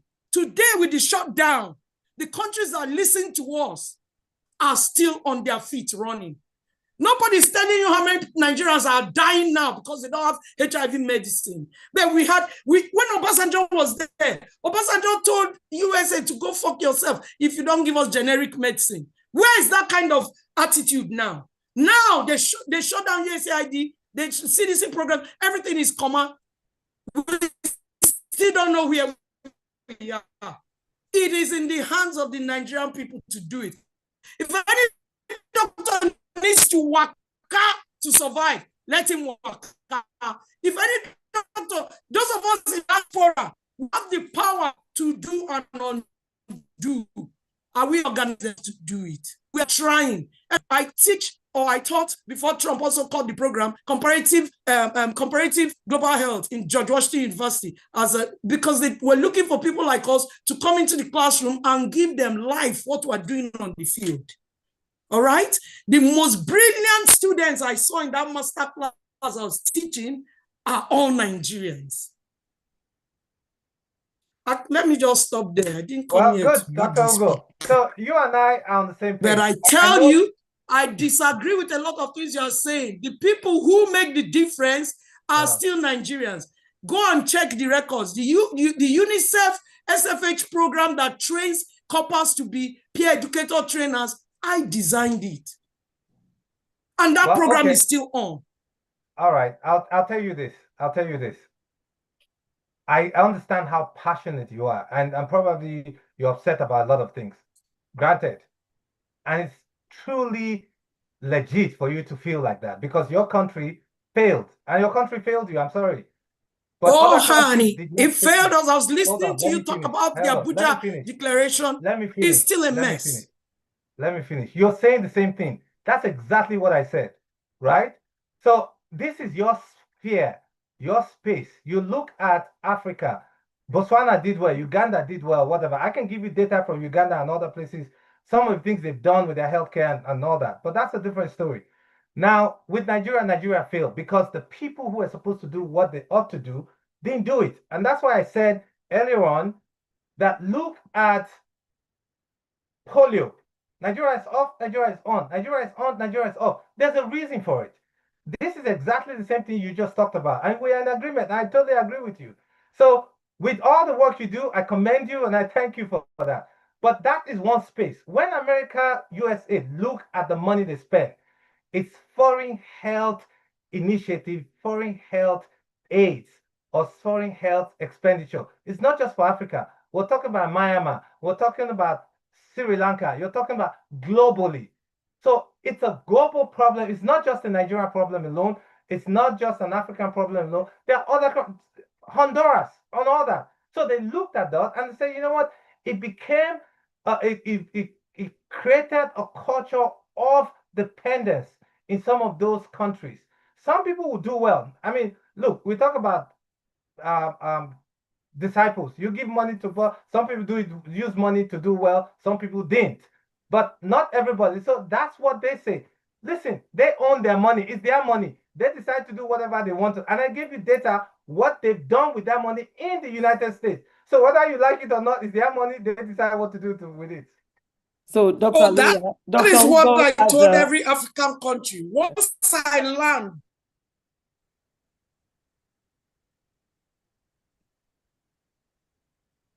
she's having so connection. I was just saying, I hear you loud and clear, but okay, like you said, I'm in this space, so I can speak. So permit me. You can't hear me? Can you hear me now? We can hear you now. We can hear you now. Yes. You said I was in the space. Let me just say something for the record. The whole budget for not just health, for the whole international development is not up to 1% of the US budget. Okay? I worked for USAID headquarters for 19 years. I worked in Nigerian projects. I was loaned to the Nigerian government from ABU. So I didn't even work for USAID in Nigeria. They hunted me and put me in the headquarters and refused to let me go to any country and sit down there. So I went to all those Southeast Asia countries you were talking about. The budget, all the whole money that they were giving international development, 10% of it did not reach health. In that 10%, 10% of it did not reach any country. Everything came back to the Beltway bandits, who were the Americans who own all the contractors. That's one. So that's the narrative that their money is the first thing I tell Africans when I land in Africa, because they look like me. I used to tell them, if you don't do well with this money, it's not your own. The day it stops, that's the end. E.g., the countries that failed themselves, Cameroon, Nigeria, all those ones. But when you shut down a program where less than 10% of less than 1% of your budget is doing so much good in the world. Excuse me, my friend, Dr. Aluya, you're not saying the narrative correctly. Go and look at those numbers. Go and check those numbers. That narrative that they are giving so much money is a lie. I think maybe you listen. Don't misconstrue anything here. I'm not here to defend the US. I'm only just give what happened in 2025. I'm not defending the US. You need to understand that. So don't misconstrue anything. I'm here to give you what happened, what they did in 2025. Okay. This is what they say. Dr. Ugo. You understand? This is what they said. And I'll tell you this. Hold on. Let me so that you understand. I don't know when you came in, but I did tell you how much the US spent on healthcare. In fact, one of the areas we didn't talk about was on mental health. On mental health, there's a strategic mental health services administration. For this year alone, they're going to spend $5.1 to $5.6 billion on mental health. Out of that money, $2.6 billion will be spent on addiction and addiction prevention. So these are numbers this is what they did. So I'm not here defending, but so if you want to say, oh, is there what? Look, like an individual, even if I give you $1 every day, and you're not accounting for that dollar, and this is me, what I feel, then guess what? I have the prerogative to say, you know what? I don't want to give that $1 anymore. So I'm not defending US. I'm only just give what they did in 2025 and where they came from. So even if it's 1% of their budget, guess what? USAID money is $40 billion. $40 billion is no joke. It is $40 billion out of $5.6 trillion. So it may be 1% or whatever, but guess what? It's still a lot of money. How much is Nigeria spending on healthcare? Period. It's their money, and they decide what to do with it. Dr. Aluya, thank you so much again for an excellent and informative presentation. Dr. Ugo, Dr. Aluya is not defending the US. It's just, presenting The strategies and the evidence-based policies that they practice. did. I mean, the policies, what had happened in 2025, and what we need to look forward to in 2026 going forward. That's what it is. I think it's time, like Dr. Aluya presented, that every country takes care of their populace, and they're capable of doing that. Right. Dr. Aluya, there's HIV, a lot of it in Nigeria. And HIV is a beast. Being the fact that I treated, the fact that I was there from the beginning.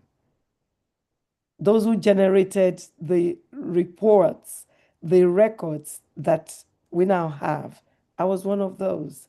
I was there when we didn't have many options to treat HIV.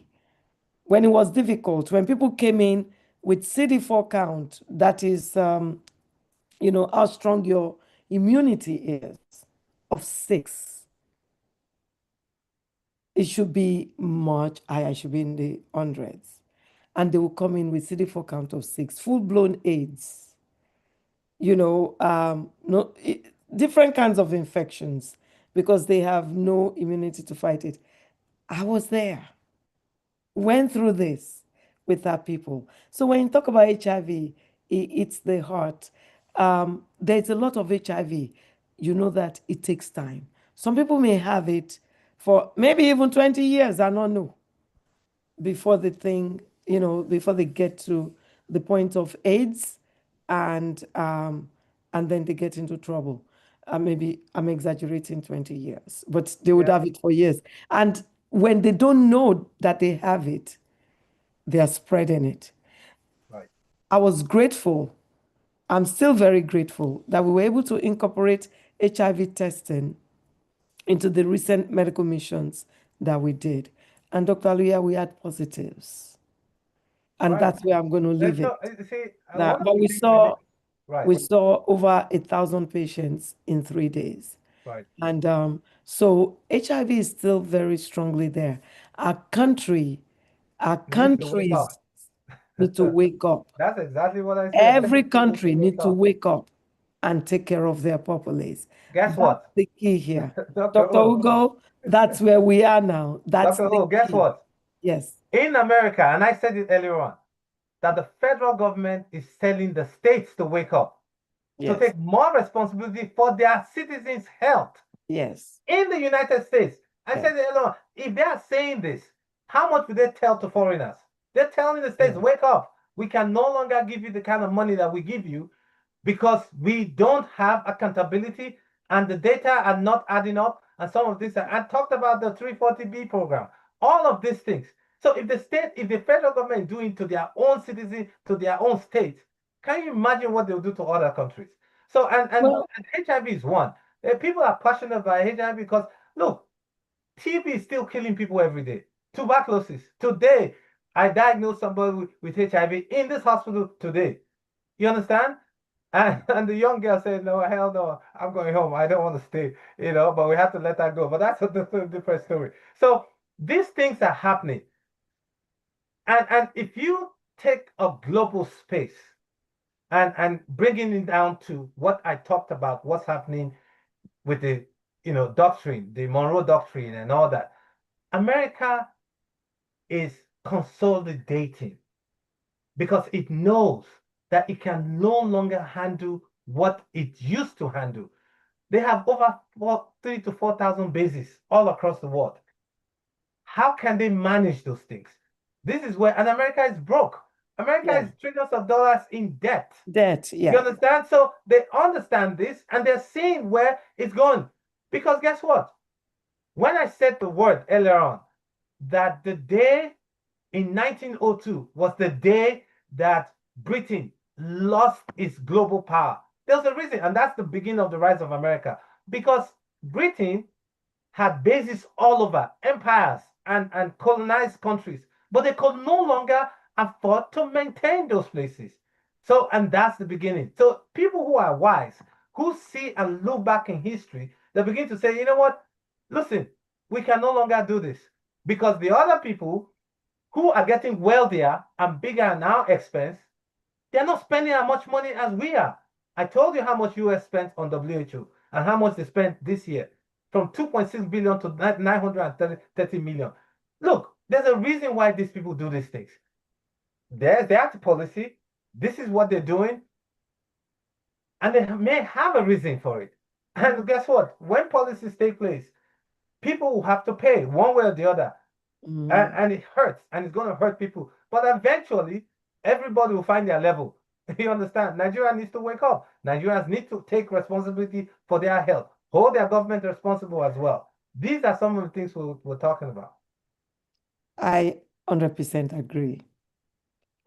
It's wake up time, and here we are. I agree that some countries, especially those who have taken advantage of USAID, would have some reshaping to do, but they'll get there. They'll be fine. Everybody needs to now wake up and take care of their own, is what the message is. Mr. Yomi Lawal, kindly unmute, sir. You had your hand raised, you got tired, and put it down. I'm so sorry, about that. No, don't be sorry. Thank you very much. I actually am enjoying the discussion. Happy New Year, sir. Happy New Year to everyone. Welcome back. Thank you, sir. Dr. Aluya, thank you very much. And I know you're a very compassionate person. I might have missed some of the things that you said, but the one that I wanted to ask some questions has been something that has been dealt with. But I'm a little concerned about, I know you talk about the policy. It seems to me that you have defended the policy of the United States government very well.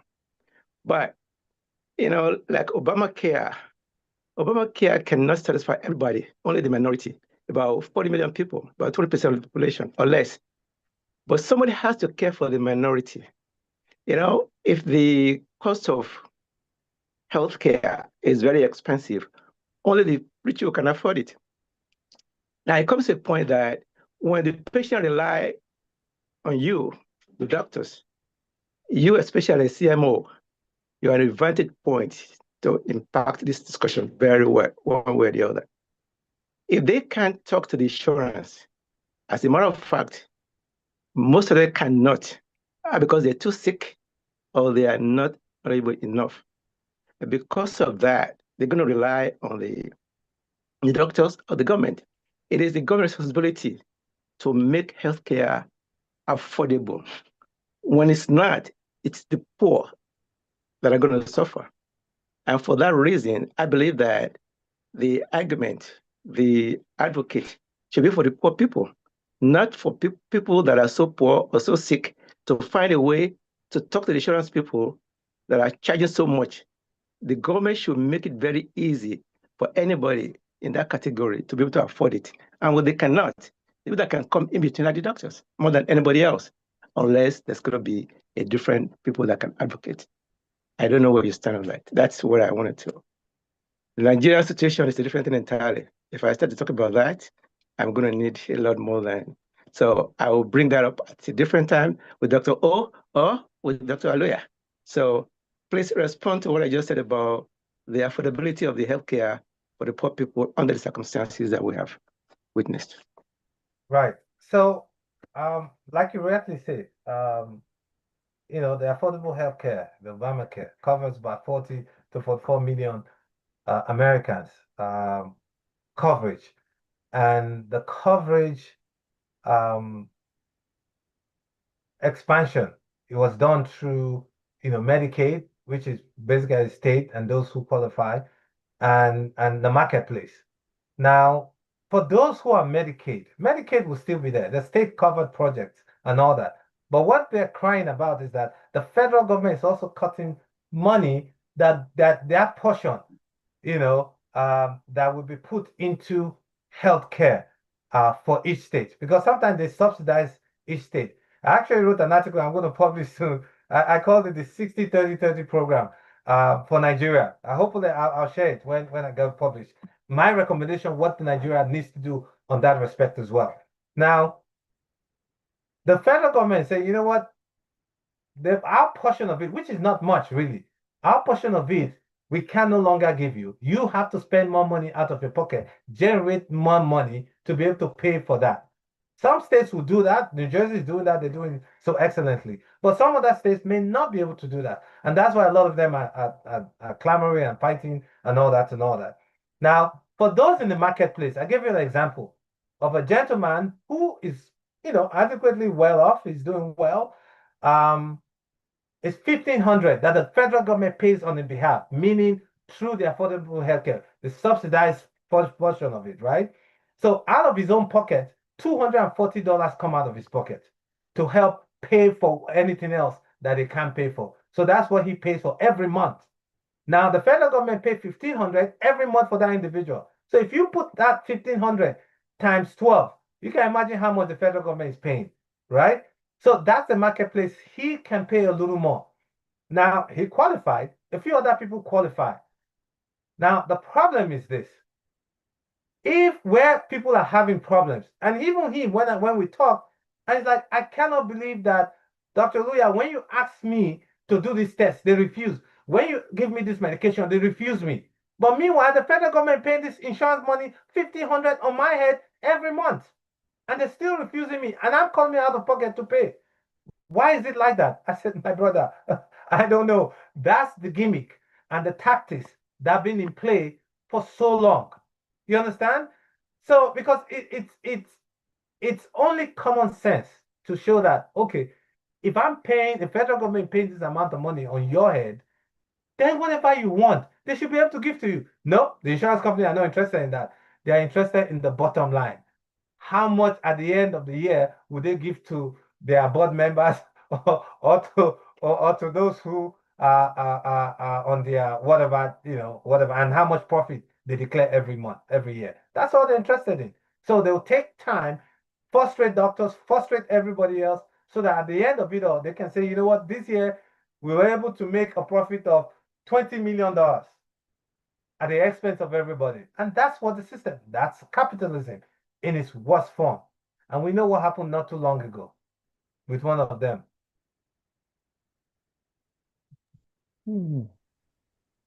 Wow. If I can just follow up on that a little bit. If the insurance premium is going to go up for everybody just because some people are taking advantage, I don't know if that's a fair thing, because no matter any system, none is perfect, but it should not be at the expense of the very, very, very poor people. If because of that, some rich people are going to take advantage, so be it. But the advocate, what should push for, it should be for at least most people, actually everybody, should find a way to be able to afford this. So those who are Medicare, who are extremely poor, that make 100% or less, or 400% less of the poverty line, they'll still be on Medicaid. They still will be fine. They will be fine. It's only those in between, like I said, those in between. You're not rich, you're not poor. Those are where the problem lies. And you don't have insurance. You have a private business. That's where the problem will become. And that's where people need to come up, and they have to find a way to settle this. But there's a lot of people that are very, very poor, and they're still not on Medicaid or Medicare. No, the gap is, it's not that close, but it's pretty. Anyway, so that's the point I want to make. Thank you. Mr. Lawal, the Medicaid is not being cut off, like some people have been saying. Right. But the criteria to qualify, which is not, it is not that it's getting higher. Yes. No, it is not. That. No, it is not. It's just that we've seen Let me tell you what we have seen, and we doctors have seen this, where people are actually rich, but they're on Medicaid. How did they get on Medicaid? We see that a How lot. did they qualify? We see it a lot. We see it a lot. They come to our offices in Mercedes-Benz, but they're on Medicaid. Right. They But live that's in beating the system. Not majority of them, though. That's okay. beating the system. That's always there in any system. Just like people that are very rich are not paying taxes. So there are loopholes. People can follow to qualify for things like that. Okay, And I don't want to name the people. Mr. Lawal, So, another problem is this. Now, guess what? You see those insurance companies that take Medicaid and the government is paying subsidies on your individual's head on that person. Guess how much they pay the doctors? right. Peanuts. peanuts. Yeah, So I the know. doctor Yeah. say, hell, you know what? No, I'm not wait, taking Medicaid. wait. Don't move Yeah. on too quickly. Peanuts or zero. Yes, You or want me to zero. show you Yeah. You see EOBs? the patient and they still don't want to pay you. And And we know they don't what pay the you. hospitals are making. No, Mr. The Lawal. hospital. Yeah. Mr. Lawal, please. Instantly doctors. Yeah. Okay. So, what is now happening, and our praise done right, is that there's a reshuffling to make sure that individuals are probed. They actually need the Medicaid. They are the people who should get it. So the ones that you are saying, oh, they are few and far in between, they are not. Yeah. It's a lot of them. There's a And they want permissible to meet number. them. If you have 5% and that number, that gaming system goes up to 10, 15%, then it becomes a problem. There's permissible Exactly. number. Right. So there'll be a reshuffling. There's a reshuffling where people who qualify is the ones that would actually get this. It's a work in progress. When it's seen that these middle class ones or the people caught in between, this is not working, we're not going to sit and be quiet. We're going to shout out that something needs to be done to meet the needs of these people. This They is time cannot to know your afford, congressman, your councilor, all of those. It's time to begin to know those people. and that's why I'm going to come back to everyone on the platform who does not belong to the Nigerian American Public Affairs Committee, NIPAC, should please sign up. You've got to get your voices heard, and that's a way to do it. You need to join in so that you can get your voices heard. So that, when policies need to be made, things need to be changed, you can talk to the right people who can make it happen, who you can help understand what is going on ground, because they may not know. We have to be their eyes, we have to be their voices, we have to be their ears for them to know. And that's why you want to belong to NAPAC, so that you can be able to penetrate those and say, hey, this is what is going on ground, and give suggestions. What can make it work? It shouldn't be Dr. Aluya and I alone, and a handful of us that has joined us. It should be all of us doing this, and we'll achieve success. Dr. Izugu, thank you so much for your patience. Kindly unmute. Thank you. Yeah, thank you guys for a very stimulating discussion. Dr. Aluya, thanks for your presentation. Dr. Ugo Emmanuel, thank you for your passion on this issue as well. I have more of a subtle question. In terms of Dr. Aluya, what you have learned about the U.S. medical system, and what are the possible good ones that can be implemented in Nigeria or in African countries in the preventive approach, which is affordable for all. Okay, Right. that will not cost a lot of money, but it can help a lot of people. And I know people have tried certain things in the past. What have been the reasons for those failures? Okay.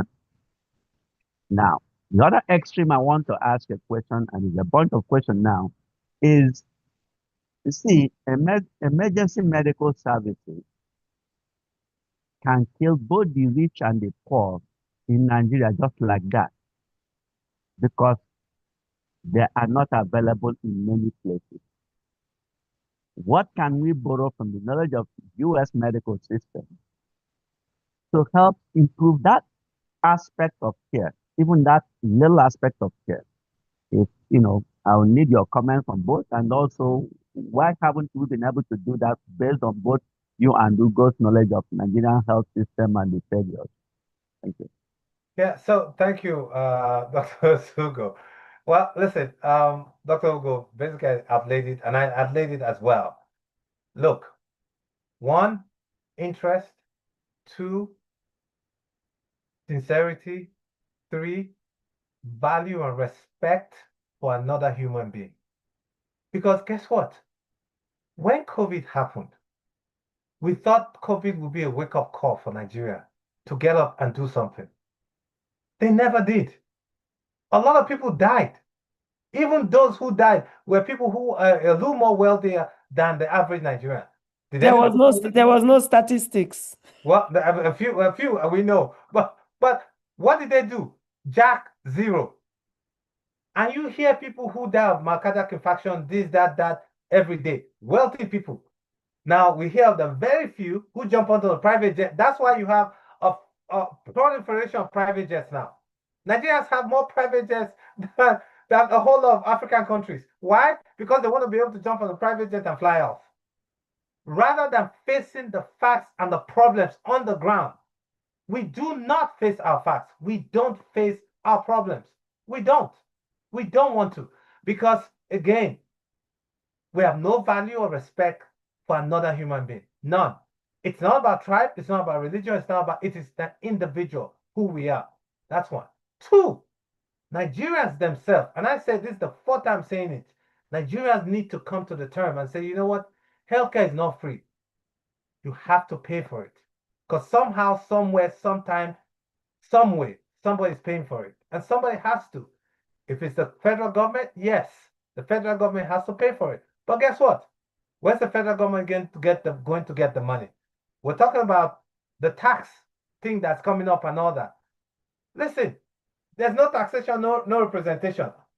Guess what? You're not taking money out of my pocket, so I'm not going to ask you money what you do with the money that you got from the mining. But by the time you start putting your hand in my pocket and taking my money that I'm calling tax and want to persecute me because I did not pay tax for last year, then I'll have the impetus to come ask you a question. What did you do with the money I gave you that you taxed me for? That's one. Nigerians don't want to pay tax. We don't want to get involved in stuff, and that's one of the facts. So, and because of that, there's no moral justification, no ethical reasons to truly get the people who are the hem of affairs to get things done.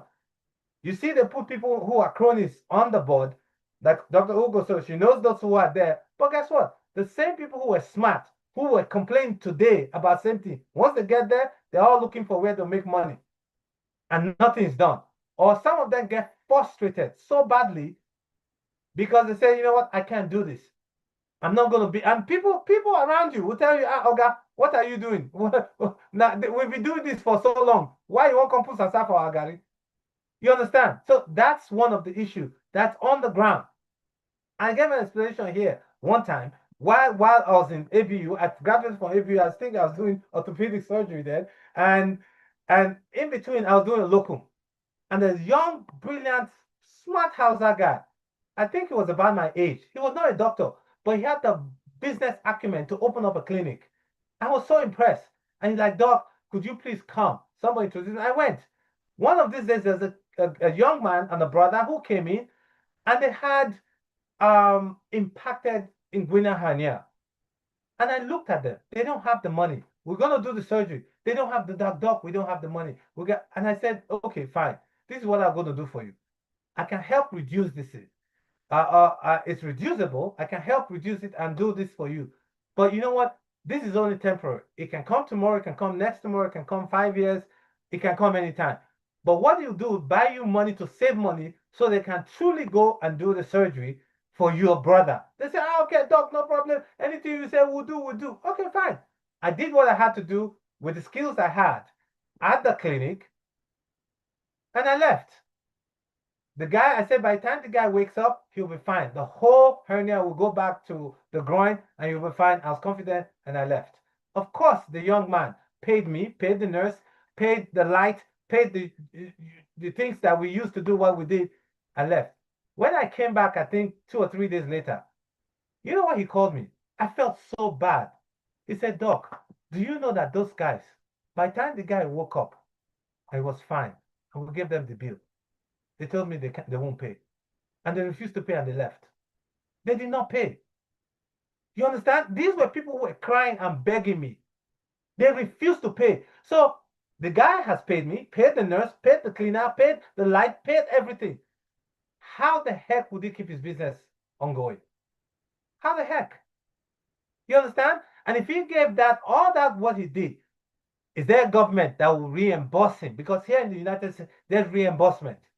You can reimburse. And that's where some of the strategies that I talked about, that I wrote in an article I'm going to publish soon, the 60-30 program, where the state, federal government, and local government have to take a percentage of how to invest in healthcare of citizens across the country. One of the strategies is in providing access to healthcare and bringing healthcare. And thank God technology is here. And most Nigerians have their phone now. That's a different story. Is to say, you know what, Dr. Ozugu, me, you, and Dr. O, or and my dear sister, Dr. Veronica, will put, let's say, 10 million together. We'll save that money, right? And approach the federal government and say, you know what, give us grants. Because the federal government, just like they did here, with the FQHC program, the Federal Health Qualified Center, where the federal government will give you grants. They'll give you a startup money. You bring out some money, they'll give you a startup money. Let's say you say, you know what, for you to run a healthcare institution, a clinic, for a year, you take 20 million. But you come up with 5, we'll give you 15. But with the 15, we'll give you criteria of what you need to meet. You need to have 10 doctors. You need to hire 10 or 15 nurse practitioners, nurses. You need to hire 10 whatever. You have to have oxygen in your center. You need to have a otoscope. With that money, you'll be able to afford to buy that money. And then you have to be a certain area, serve a certain community that way. And then when they come in, you would only charge them 1,000 naira for coming in. That's it. The rest of the money is coming from the federal government. And I will see in this year, you should be able to see 10,000 patients the first year you open, 20,000 patients the second year you open, 30,000 patients the third year you open. And that's how it is. So that with that, you'll be able to qualify for next year the amount of money that we're giving you for the year beyond. You have to give us data. You have to give us of all the patients you have, how many of them has HIV? How many of them has HIV that is well controlled? How many of them have diabetes? What percentage of them control? What you understand? So those are the criteria that is demand. Because you know what? The federal government has given me money to execute those claims. So I'll be able to get, at the end of the year, I'll be able to give my report. So guess what? That data I gave, if they're collected from all the federal health qualified centers across the country, they have a standard dignified data that they put together. Back in the days, in this country, when the FQACs bring out that data, they give a percentage of that data or whatever. Now the federal government says, no, we don't want the percentage. We give us the raw data. We will go analyze the data ourselves. So because they know that certain things that were not happening, certain things were being deducted and cooked. So they give me the raw data from your center, we'll run it. When it started a long time ago, it wasn't perfect, but it has grown. And a genetic growth, generic growth to this thing. So the day Nigeria start something like that, it will not be perfect, but over time, it will find its place and there will be generic growth. Thank you. Is your question answered, Dr. Izugu? Yeah, thank you to a very large extent. In the emergency medical services, oh, yes. what's your comment? The emergency. Dr. Izugu is specifically interested in this thing that happened with Anthony Joshua, that, you know, we've been reading all over the media that it wasn't the government's fault, by the way. And, you know, because there are lots of things, you cannot blame the government for that accident. And I'm going to hold my peace beyond that. Right. But that there was no ambulance available to transport him from that spot. Now, what can be done to improve this? So it's the democratization. Basically, what I said earlier on was the federal government democratization of healthcare. The federal government has to democratize healthcare, period. And that's what it is. Put the amount of money out there and say, you know what? If you want to run emergency healthcare system for ambulance alone, this is the amount of money, right? So if you, and guess what? Till today, we don't have a 911 system. For God's sakes. You understand? I mean, for God's sakes, in 2026, we don't have a 911 problem. Look, the 911 system started in America. It actually started in New York. You know why? Let me tell you why. There was a day somebody was being molested. A young lady was being molested in the street of Brooklyn in New York, right? And at that time, there was no central number. So what happened? Everybody picked on the phone. They were looking from the window. They were calling the police, calling the police. The number was calling so much, it got jammed.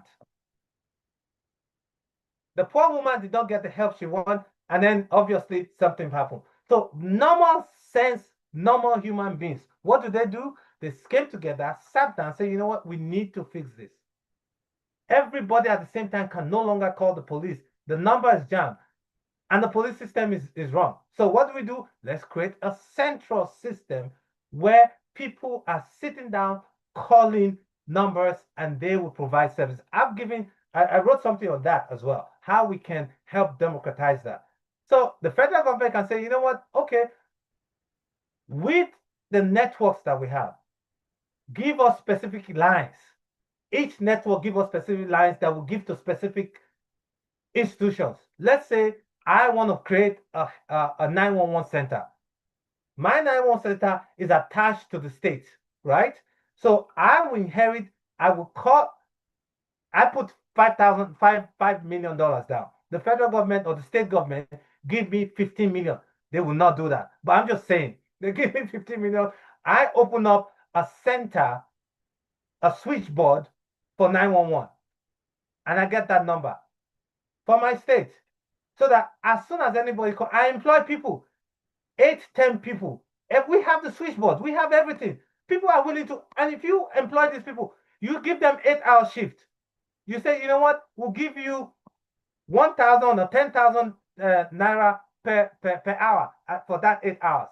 Because you know how people, if you give them money, they won't show up. But so you pay per hour. So per hour, 8 hours, you do your 8 hours, you sit down, answer calls. And you transit, and you see, a lot of those 911 calls, you'll be able to channel them to certain hospitals and they speak to somebody who will pick up the phone like, oh, you know what, you're not having a heart attack. Don't worry, take a baby aspirin, do this, you're fine. Or no, this is a heart attack, go straight to the hospital. Because a lot of people wait so long before they get to the hospital, and then it's too late. And it happens in our community. You yourself, in our community, see what happens. Our people don't show up to the hospital before it's too late. Today alone, I had 3 Africans who came in for high blood pressure with stroke. What happened? They got high blood pressure uncontrolled. They gave them medicine. They stopped taking it. They were having headache for a few days. Did they show up? No. Until one side wasn't working or something else wasn't working, they decided to come to the hospital. So in as much as we do that, then the other aspect, which is the non-medical but public health information service aspect, where we must put out a public health campaign to tell our community health is wealth. The federal government, everybody must take it as a strategic security health issue. Listen, this is what we provided for you for access to. Call this number if you need help. However, be ready to pay a certain amount of money if you come into the place. If you tell people you pay 1,000 naira or 2,000 naira, some people will pay. And they have families who are here as well. Now, look at the health insurance system, where they create insurance systems back home, where for those who you can trust, you pay maybe $300 every month for an entire family. You put their names there and you designate them to specific hospitals that they go to. If you live in Oka, you know the cool hospitals in Oka, listen, if you have problem, go to that hospital. I'm paying that hospital already through this insurance company every month. If they have a problem, they'll go there because at least they know it's not coming out of their pocket, right? So everything that becomes emergency will no longer become emergency because you'll be taken care of before it truly becomes an emergency case. And we know that people who have doctors do better than those who don't. So these are some of the strategies on emergency issues that I think we can implement when we have the right people and the right mandate and the right people in place to do what is right for our people. So you're still very strong on the government, working with the government. And we have to force the government to do it. I pray it works. Because a lot of people, the reason why they go back to Nigeria and, you know, start clinics, do what they do, is because the government has not worked for them. And they still want to meet the need. But I get you. It'll be helpful if the government works. But if individuals have the resources to be able to create an emergency medical services, it is possible to do the 911. You see, one of the things it is possible if you have right. the So, Dr. O, one of the other things, if the federal government can't do it, we can approach the no, African no, Development Bank. not if they cannot do it. If they won't do it. Well, if they won't do it, African Development Bank, the World Health, and all that, they have money. We can now say, you know what, this is my proposal. This is what I want to do. Give me the grant. They'll give you the grant. Look at Bill Gates Foundation, Zuckerberg Foundation. We approach these people. This is my proposal. This is what I want to do. This is the grant. But sometimes with those people, you need to have a proof of concept, meaning take care of a few people first, see how it is, and then show the evidence, show the data. Because then I can trust you. Because one of the biggest problems that they've had is they give people money, it's gone. They're gone. So and nothing is done. In the community who's done something, and the people most likely will do something. If Dr. O, if I become a multi-billionaire tomorrow, and Dr. O meets me, I like, Doc, I have this project. I know she's been doing work. I know she'll deliver. So I'll give it to her. That's where trust comes from. Proof of concept and validity comes. And with trust comes peace of mind. But we need to be able to trust, those who we entrust, our affairs to their hands. Thank you so much. Thank you. Dr. Thank you. Alvin, kindly unmute. Thank you. Well, thank you so much, Dr. Aluya, and our amiable doctor that asked him questions about Nigeria. Dr. Izuge. Dr. Izuge, thank you very much. Yeah. And let me just make some little comments as regards some of the suggestions Dr. Aluya has made about Nigeria. Then I will comment on Dr. O's participation at the health mission. Fantastic idea by Dr. Aluya on the access to care as regards contribution, that is participation of the private sector. In Nigeria, currently, what we have, it's what is called health insurance under one roof, where we have the federal government, the state governments, as well as the private health insurers contributing to better access to care right now. The formula of Dr. Aluya, I think it's been ongoing, where you have some voluntary medical practitioners or interested groups partnering with the federal government or certain on taking over some of the hospitals in collaboration, right, where they are the private sector coming together to work on those government hospitals. And I believe it's working. The only thing, I think there are criteria, to account for transparency, accountability, so that the successes successes will be recorded. For example, I will be specific. There's a Guadalajara hospital that has been taken over by a private sector-driven NISA Premier hospital. Right. It's working. And I'm sure there are other examples ongoing. Number two, we have, I mentioned the issue of national, state, as well as private health sectors for the health insurance. As you are aware, we have a regulator. The regulator is the National Health Insurance Agency. Right. It used to be called National Health Insurance Scheme, but it's been expanded in such a way that you have the National NHIA, National Health Insurance Agency, having taken over, and health insurance is now mandatory.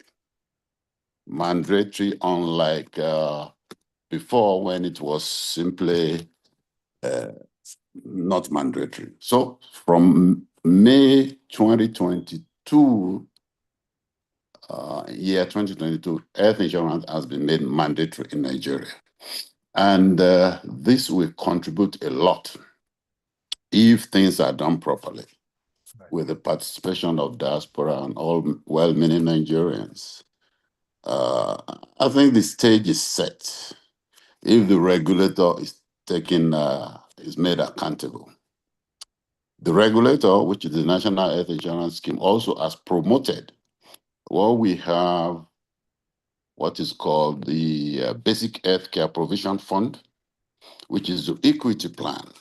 The equity plan is expected to be for the poor, the vulnerable, the retirees.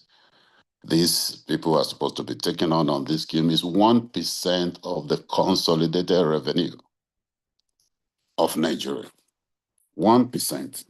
1%, out of the 1%, we have about 40 or 50% going to the national health insurance. We have 40 going to what is called the State Primary Health Care Board, where there will be access to care. And we have 5% for emergency care, as well as that's the national NSCDC, the disease control, 5%. So the stage is already being set. What we need is good leadership, which again, this administration and Professor Ali Pate, they are playing their role. As a matter of fact, I read in 2 newspapers where they sent alerts to Nigerians on making the primary health care centers accountable. I have those alerts both in the This Day newspaper as well as Punch newspapers. So what we are saying is that the idea of what Dr. Aluya is saying, it's something that we should all promote, because the policy is already there. Implementation in Nigeria, those are the issues. Implementation. Let me go to Dr. O. Coincidentally, thank you for patronizing Kampe Health Insurance. I use that as a typical example of how we can support people in Nigeria to have access to care. And as a matter of fact, this is expected also with the support. This is expected to increase the quality of service. It's very, very important. And Dr. O, I think we talk more privately on your association with Kampe Health Insurance, which coincidentally I happen to have a lot of information because I'm an associate of the group. But let me just stop there. I think I want to thank Dr. Aluya again for what he is proposing. And I'm sure others will follow suit. Thank you very much. Thank you very much. Thanks for your input. Much Thank you. appreciated. Nkechi, kindly unmute. And Dr. Aluya has some limited time, but I know when you're driving, Dr. Aluya, maybe you would still get on. I don't know. If you can, Nkechi, the floor is Yeah. yours. Good evening, everyone. I will not be able to show my face because I'm somewhere, but I just wanted to thank Dr. Aluya for all that he said and also thank the woman that spoke earlier and the man that just spoke to. I want to say thank you to you all. But there's something I really want to stress, and I also wanted to make everybody understand that it's not like we can have all these things in Nigeria to happen, but the problem we have is corruption. Corruption has really damaged our country. It's not like there's no corruption in this country, too. There is, but they get work done. We don't get work done. There's been a lot of people that want to do one or two, three things that had traveled from here, that had lived here, that want to take things back home and make things like this happen in our country. Dr. Aluya was saying something about calls, 911 call. We used to have 999 in Nigeria. And who took that to Nigeria? It was Marwa. Marwa schooled here. He was he was the governor of Lagos State. When he was the governor of Lagos State, there was big crime. This was the same person, the first colonel that ever brought Operation Sweep, that had helicopter flying. If robbers are robbing banks, they fly and they have people pursuing the robbers on the floor and on the air. He had 911, 999. And if you call that number then in Lagos State, you see a lot of army combined forces that help to combat crime then. But when this man left, everything died. I still know they have some kind of names. They changed the name to Rapid Response. They changed the name to other things. You understand? Everybody comes with his own way of doing things to fill their pocket. That's why we're having problem in Nigeria. Honestly. And when you look at it too, those that are making things happen in Nigeria as of this moment are people that had somehow schooled here. Look at Surulere, the chief of army, the chief of staff for our president, Gbajamila Femi Gbajamila grew up here. He went to school here. All that he learned here, he took it back to Surulere. Surulere now, you have students having Chromebook. He gave out Chromebook. He did a lot of things. Just don't mention Surulere. He makes things happen there just because he wanted to make a change. So I'm really employing everyone in this forum, in this platform. Dr. Oh, you know a lot of people. We can all gather ourselves and try and make a change. If we're waiting for our government, no, no, no. Those that make things happen in our country, in our cabinet, or in anything that we're doing in Nigeria are people that had lived here one way or the other, have seen changes in US that or lived abroad that make things happen. If you employ somebody from Nigeria and say, look, handle this, he's gonna turn it politically. He's gonna bring his own family. He's gonna bring everybody, and he would even lie about those that he's paying for. You understand? And then put all the money in their pocket and will not get things done. People in America here, people, yeah, I won't say they don't take money and put it in their pocket, but they allow things to build, to grow, to happen before they start doing that.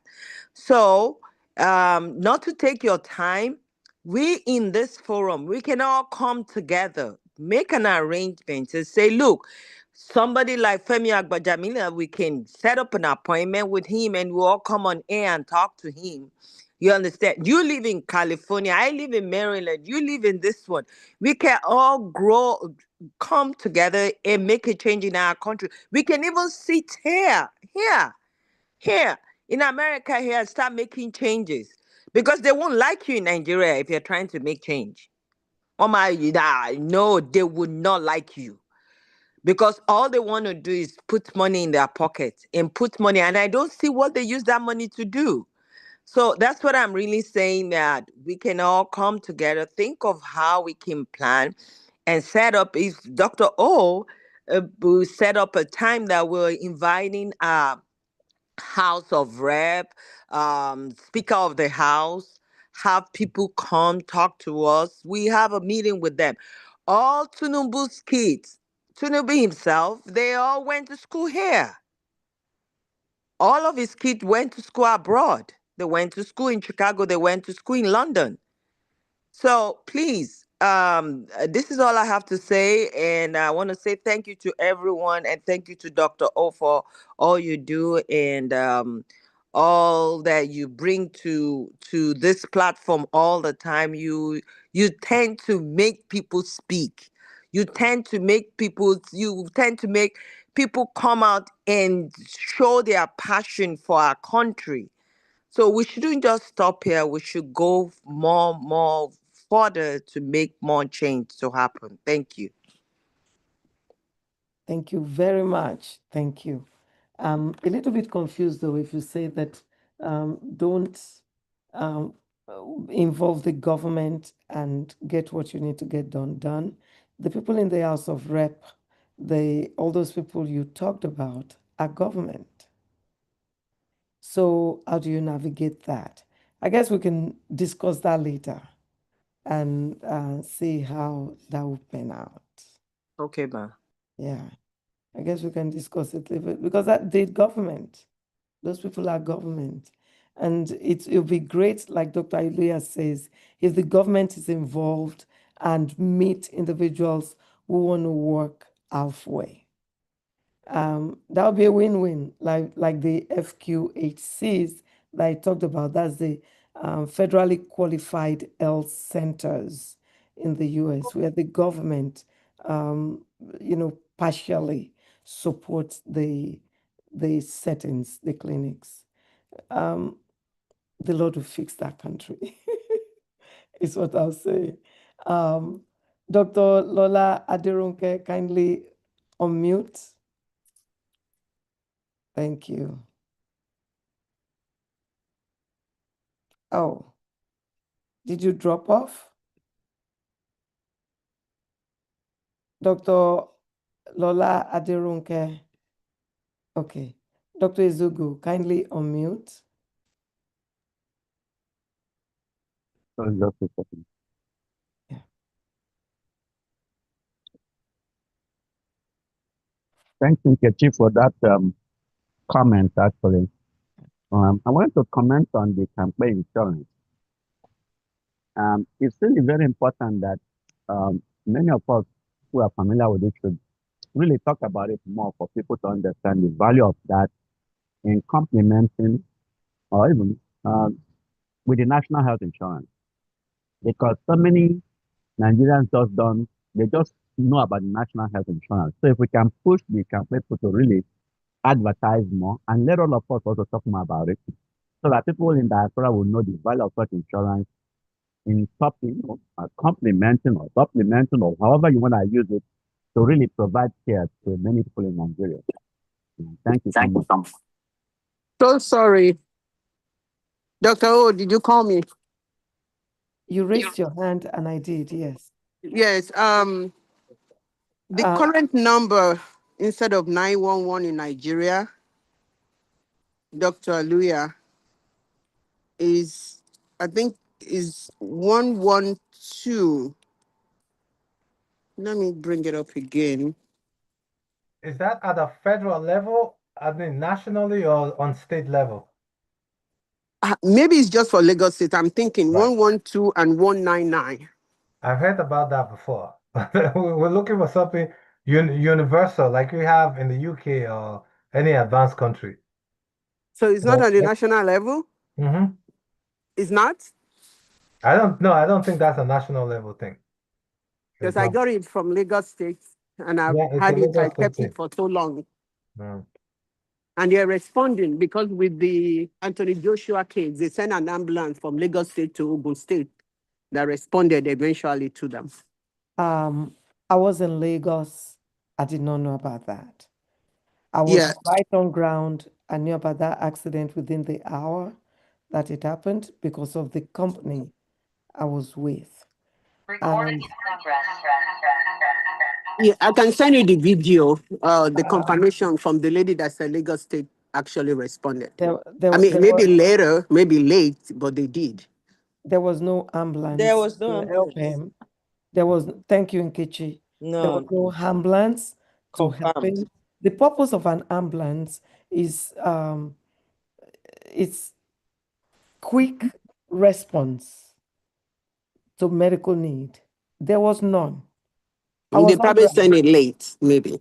There They was sent it no late. there It was no was a ambulance. it It is was a for police Lagos State patrol. only. It is for Lagos State only. You go from Thank you. Lagos to Ogun to solve a problem. What's the ambulance fast response inside that one? May God That help. May God bless 122 or you, Dr. whatever is for Ugo. Lagos only. Dr. Ugo, may God bless you. Thank you. Yeah, that's what Chicken I now. had.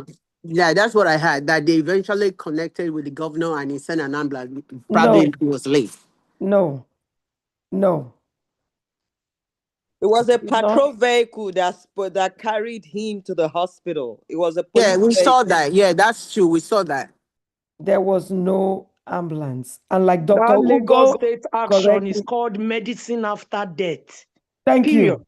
God bless you. And as Dr. Ugo said, the number you're quoting is Lagos. This accident happened on, I think, Ibadan Expressway to Shagamu, somewhere there. Please, no, no. There was no ambulance. And ambulance is needed when there's an emergency. It didn't happen. We need to find solution to that. It's very important that this is a wake-up call for the government. Dr. Alvin, kindly unmute. Yeah, I was just going to respond to the doctor that asked about more information on the health insurance program. That was what I was going to discuss with Dr. Dr. Izugo. Yeah, Dr. Zogo. Sorry, Dr. Zogo. That was what I was going to. Dr. Izugo actually knows about Kankwe. Okay, But okay. yeah, but Yeah. go ahead if You know, he was have talking something. about more information about it so that Oh, people write. Dr. Yeah. Izugo has direct access to Dr. Lowe. Okay, okay, okay. He That's does. good. That's Yeah. good. That'd be good. No, but what he was saying is not for himself, but for Yeah. others Yes. to know, have more information. That was Exactly. what I was going to talk to you Okay, about, and please we will go still ahead. talk. So go No, ahead. we still talk about it later. I Okay. will talk. Okay. He has to be, I believe, Joseph Olowe and you. We might have to have something. That's what I'm saying, so that more Yeah. awareness about it I on the connect. platform. Yes, I connected Dr. Lowe to Dr. Izugo. Joseph. Yep, yep. And Dr. Lowe has been on Medical Mondays with Dr. I know. As a matter of Izugo. fact, he introduced Medical Monday to me. I see. That's Okay. it. so, Okay. Got so you. we talk more later. Okay. Thank you. Thank you. Bye. Nkechi, kindly unmute. Nkechi. Okay, so sorry. The 911 call or emergency number that we used to have before was 999 in the past. That was federal. But in Lagos, later we got I think 911 or 19111 when Mr. Marwa was there. That is one. And then the other thing about emergency or having an ambulance in Nigeria, I think it's recently in Lagos, not everywhere. Not everywhere. In Lagos, you can have like around the Keja and some places they have emergency numbers you could call fire service. I think there's fire service on the express road. That is the express road to Maitu and all that. What stops our country to have an emergency spot on the highway going to Ibadan? Also, in the past, we used to have the highway patrol on the express road. We don't have all that anymore. So now we need all those things, but we don't have them. But when you look at it, it might be in the budget, but somebody's just eating that money. I'm Well, telling you, yes, for sure. Thank well, the thing is, I still think this was a wake-up call, and these conversations are very important. And you're right. Regardless of if the government wants to partner with private entities or not, it is still important to get to those House of Rep, the Congress, the Senate, anyone that one can engage. And we'll chat about it. I'll feed back to you about that. And we'll get it done. We'll have a meeting of the minds and see what can be done. I hope Dr. Ugo will be available to participate actively in that process and in that conversation when we do get everybody on the table to talk. So, Dr. O, let me give you an experience I had when I went to Nigeria one of those years, and it was disheartening. I mean, it was really painful. A friend of mine, they're well off, they do well, um, live really poshly and all that and all that. The sister, who has a car, obviously went to the market to buy something, got to a place where you can't use your car to go into the market. So she stopped her car somewhere on the road. This was in Lagos. And then decided to enter bike, Okada. Yeah. On the Okada, while they were going inside, she fell and banged her head on the ground. She was unconscious. So what did they do? They rushed her to the nearest federal medical center. I think it was going somewhere in mainland. I remember. And then they called me and I went. When I got to the ER, the emergency room, oh my God. I met the neurosurgeon who was there, young, amiable, brilliant young man. And he had to sit and write on a piece of paper. Piece of paper. That's what he was documenting. And we saw that he had to look for the piece of paper. That's with all the things that we had to buy IV fluids, buy everything for the doctor to see them. The place was crowded, and come and see mosquitoes. The mosquitoes was unbelievable. Now, when the neurosurgeon came and he was sitting down, do you know the desk he was sitting on was made from clay, what do you call it, cement? They cemented the floor and made it in the form of a desk for him to sit. So I said, "Is this what you do here?" He said, "Yeah." I said, "Doc, man, look, I'm only still here because I'm just buying my time. Once I get my space, I'll leave this country." I like you, a neurosurgeon. This is what you're sitting at. No computer, nothing. And the Federal Wow. Medical Center.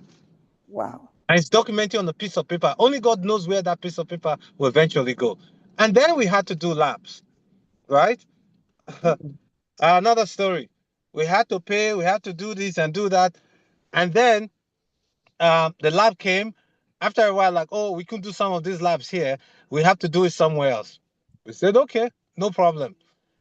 We'll have to transfer her to Lut, right?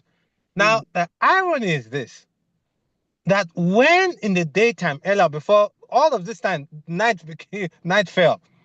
Do you know when they went to do MRI or CT scan of the brain? There was none in the Federal Medical Center, none.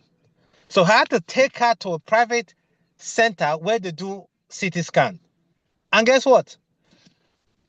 They have an elevator, right? The elevator can only carry 2 or 3 people. They had to put this woman on a sit up in a chair so that she can be able to get onto the elevator. So Wow. you can imagine if she was bleeding in the brain or she had a neck fracture, it would have even made it worse.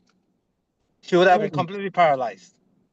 Now, by the time the neurosurgeon saw and did everything, and said, okay, we want to transfer to Lut.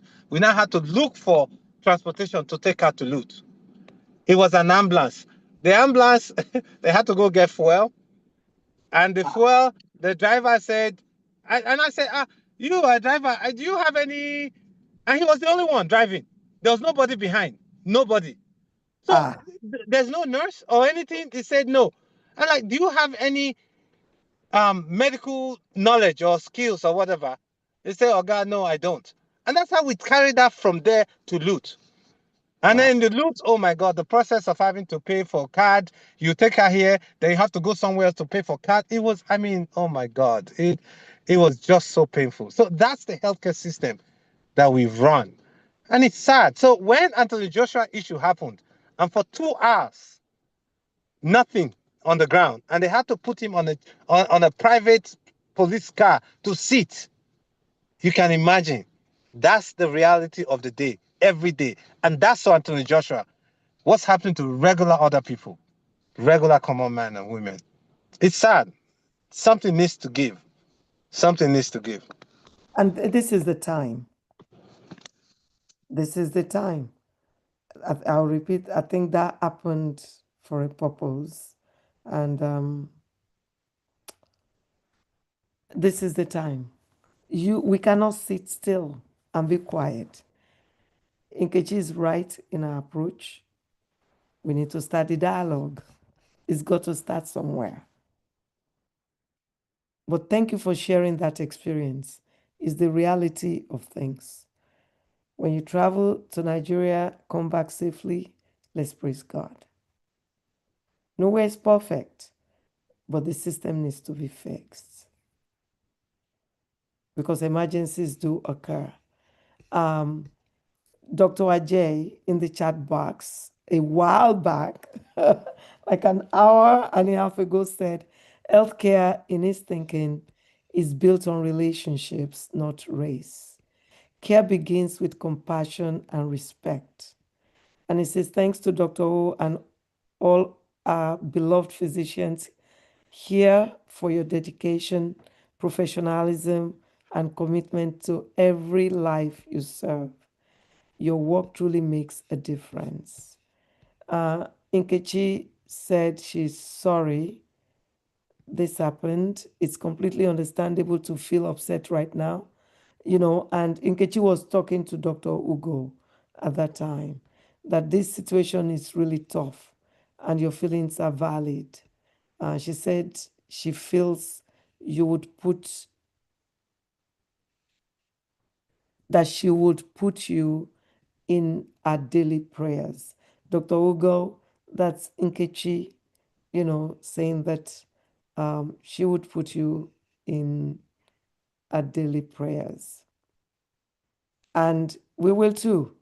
And we will do more than that, if you allow us. Dr. Izugu, kindly unmute.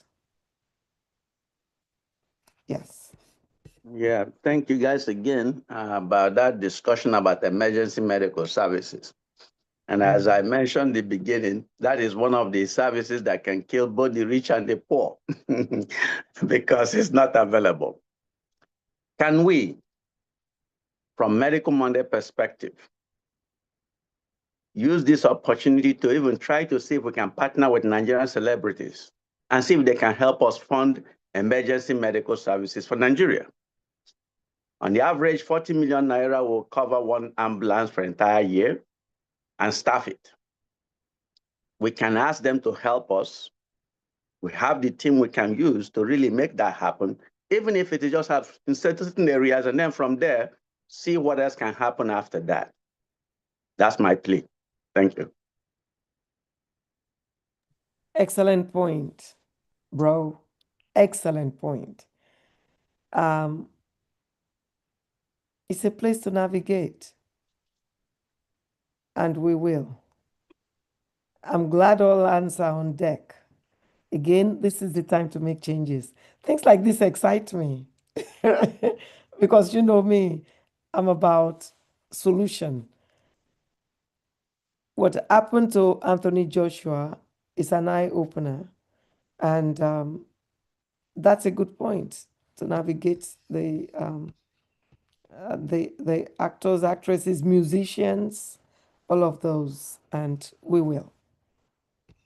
So Dr. Ugo, Thanks. after she engaged with Dr. Aluya, actually made a point here that shutting down global health is not what will resolve the death of the US, and that is the point she was trying to make, that GH is less than 0.5% of the budget. If you want to save money, they should shut down military bases they do not need. I don't know, Dr. Ugo. We need protection. But excellent point. And Dr. Ugo, yes, thank you for speaking. We appreciate you for speaking out your mind. This is what the forum is about, where you can speak your mind and openly, and it's a dialogue, never a quarrel or an argument. And at the end of the day, we find solutions, because that's Amen. what Medical Mondays with Dr. O is about, is to find prevention and finding solutions.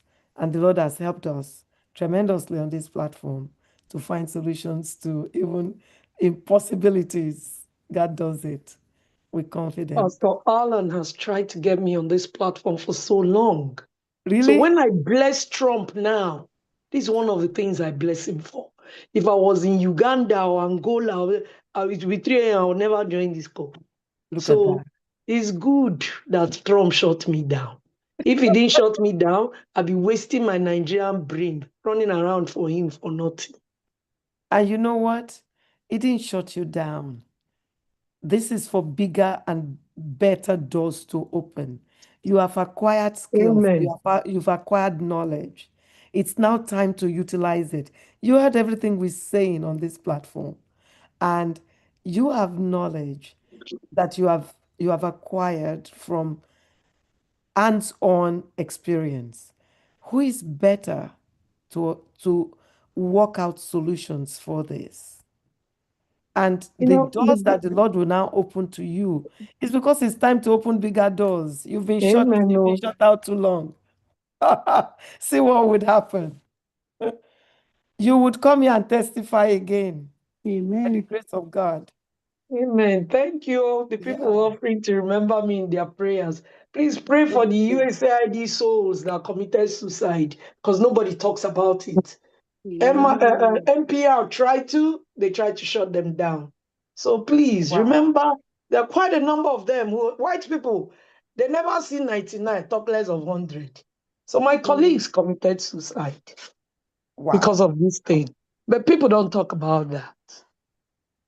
And this is not the forum, but I thank you guys for your graciousness. And I'm glad to be part of these conversations because Nigeria is my country. I tell white people that I haven't added one thing to what I'm doing for you people in 32 countries from the thing we designed in Nigeria when I was just a resident doctor to support Parish Action Committee on AIDS from Kaduna Diocese to Abuja Diocese all over the country design. And it's not just HIV. The same thing, you repeat it in the whole global health, it will still work. Mm. So when Dr. Aluya was talking about TB, I was a focal person. Go and check for PEPFAR. That's CDC, USAID, HESA, Peace Corps. I was the focal person for 12 years for integrating community and clinical programming. And that's when we figured out that everything we are doing to make PEPFAR succeed is not the medicine, it's the mental health work we are doing in the community programs. It's those support groups, those things that we were repeating what we did in Nigeria to fit each country's context. And it didn't have to do with just HIV, it had to do with health systems. Health systems has always been the missing gap. I walked out of the OR not because I didn't love my job, because I saw opportunity to use US taxpayers' money to fix health systems. Professor Dekeye of blessed memory that trained me as a surgeon, he was mad at me for 5 years. I say, after I trained you, I don't take women. I trained you and you want to leave it to go and do NGO work. I say, Prof, listen to me. It's no NGO work. Anything I do here that succeeds will benefit us in the OR. It took him coming to the US to visit his daughters and seeing what I was doing in other countries. Till the man died, he prayed for me every day. Check it. His name is Professor Emmanuel Adekeye. He's world renowned for maxillofacial surgery. I'm one of those queer people. I did dentistry. I had to do medicine to do maxillofacial surgery. So I'm overly qualified. When they shut us down, I stopped looking for work. After 60 days, when the recruiter was crying and telling me nobody wants to interview me, that I'm overqualified. As an international medical graduate. Meanwhile, 2 weeks after they shut us down, I told my Igbo colleagues, all of you have US practicing licenses. Go to Kaiser and look for work. Go to, what did they call them? MedStar and look for work. They were still believing that this is America. This man can't get away with this. Me, I told them that I was a resident during Abacha. I witnessed Babangida. Because of this work, I sabi Museveni. I know Mugabe in Zimbabwe. What you're about to see is a combination of all these people joined together. What you people cannot imagine is about to happen to you people. They thought it was a joke. I had to stop talking because it was like I was having a meeting with Trump and Elon Musk when I said, this is what they will do next, and they will do it. So the point I'm trying to make is that whatever is happening now, the kind of my own Christianity is that if God did not sanction it, it can never happen. So he sanctioned it for a purpose, and me, I must learn that purpose along the line. Exactly. You already tasting it. So I'm waiting for that. I know they shake. And I was agreeing with my brother, Dr. We are all waiting for that purpose. I was agreeing with him on virtually everything. I just didn't agree with the perspective that they were doing the right thing. But he said he wasn't saying they were doing the right thing. He was just explaining what they were doing. That's what he was. That's what he did. All through his conversation, he was excellent. No, I'm just trying to confirm that everybody understands I don't have anything wrong with him. He's my guy. I like the fact that he has the knowledge like that.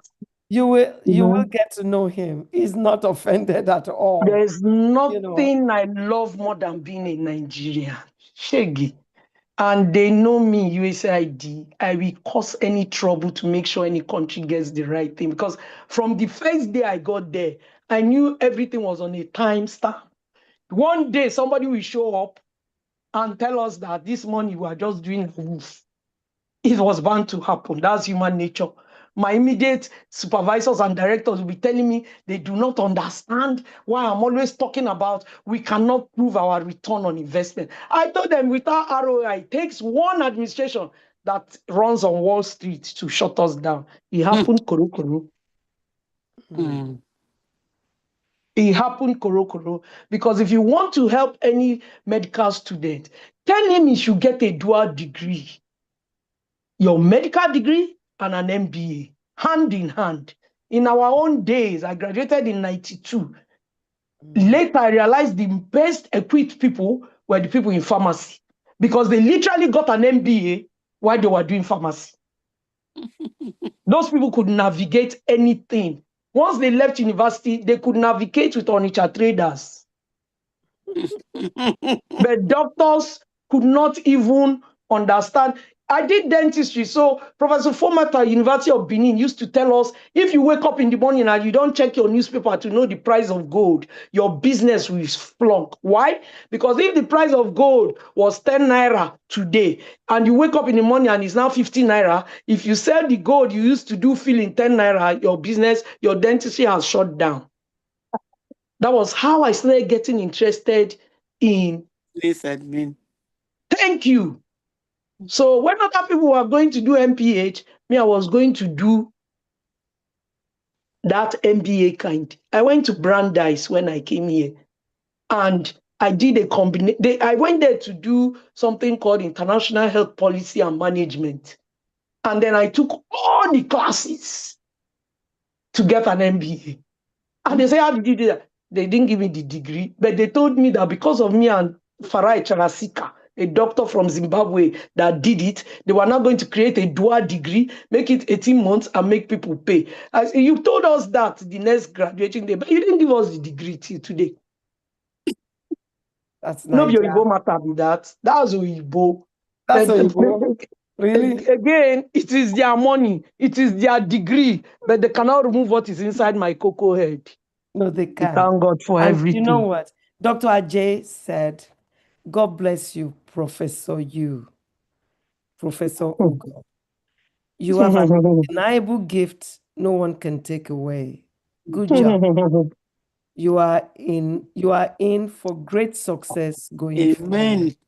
Amen. And No. you know what? And please receive that. It's Amen. well. I receive it though. That person called me Professor U. Did you go to GWU? Because that's what my students there call me.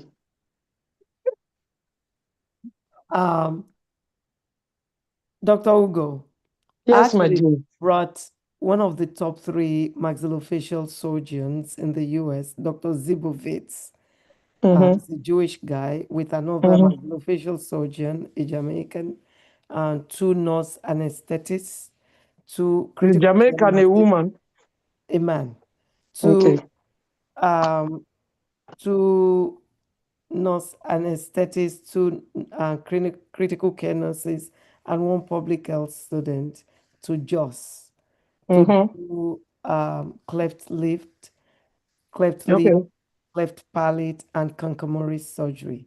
Mm-hmm. Dr. Zibovitz actually did fellowship, I think, in plastics also. He's a maxillofacial surgeon. So he was able to take flaps from the abdomen and reconstruct the lips of patients with concomitant. This wasn't just, it was for one of my medical missions. I think it was 2008 or 2009 that we did that. So when you were talking about being maxillofacial surgeon, I smiled because a lot of the kids we saw had surgeries done. But instead of, what they did was just sutured and closed the gap Yeah, I know. instead of so they all broke down Yeah. instead of Because somebody is doing it there. In Kaduna, they taught me how to take bones from your hips to redo your jaw. They taught me how to take ribs to redo your jaw. They taught me how to take flaps from your neck to repair your canker moris. If you type out maxillofacial in Kaduna, you will see that all these things can be done in Nigeria. No, they But are done in that, Nigeria. Actually, eh, we use when we bring teams from the US like that, we went into the government hospital with residents. They actually train um, residents, train doctors while they are doing the yeah, surgeries that are you way. telling me this cannot be done in Nigeria? I beg to differ. They can, Because we are doing it in Kaduna. I'm I'm not Uh-uh. saying it cannot be done, but I'm saying that the kids that we saw, they had that. I'm not Yeah, even talking about by some community. dentists who will collect their money and does not have training. That is No, the problem in Nigeria. well, whatever it was, what we saw was that these kids had been operated on, but Wrongfully. the wrong surgery, No and they compliance broke down. culture. So, Compliance. you know what, Dr. Ugo, calm. There are issues in Nigeria, there are issues with training, there are issues with lack of equipment. So even when doctors have read and know, I have ideas of how to do these surgeries, when you don't have equipment, what do you do? Those are the gaps we're filling.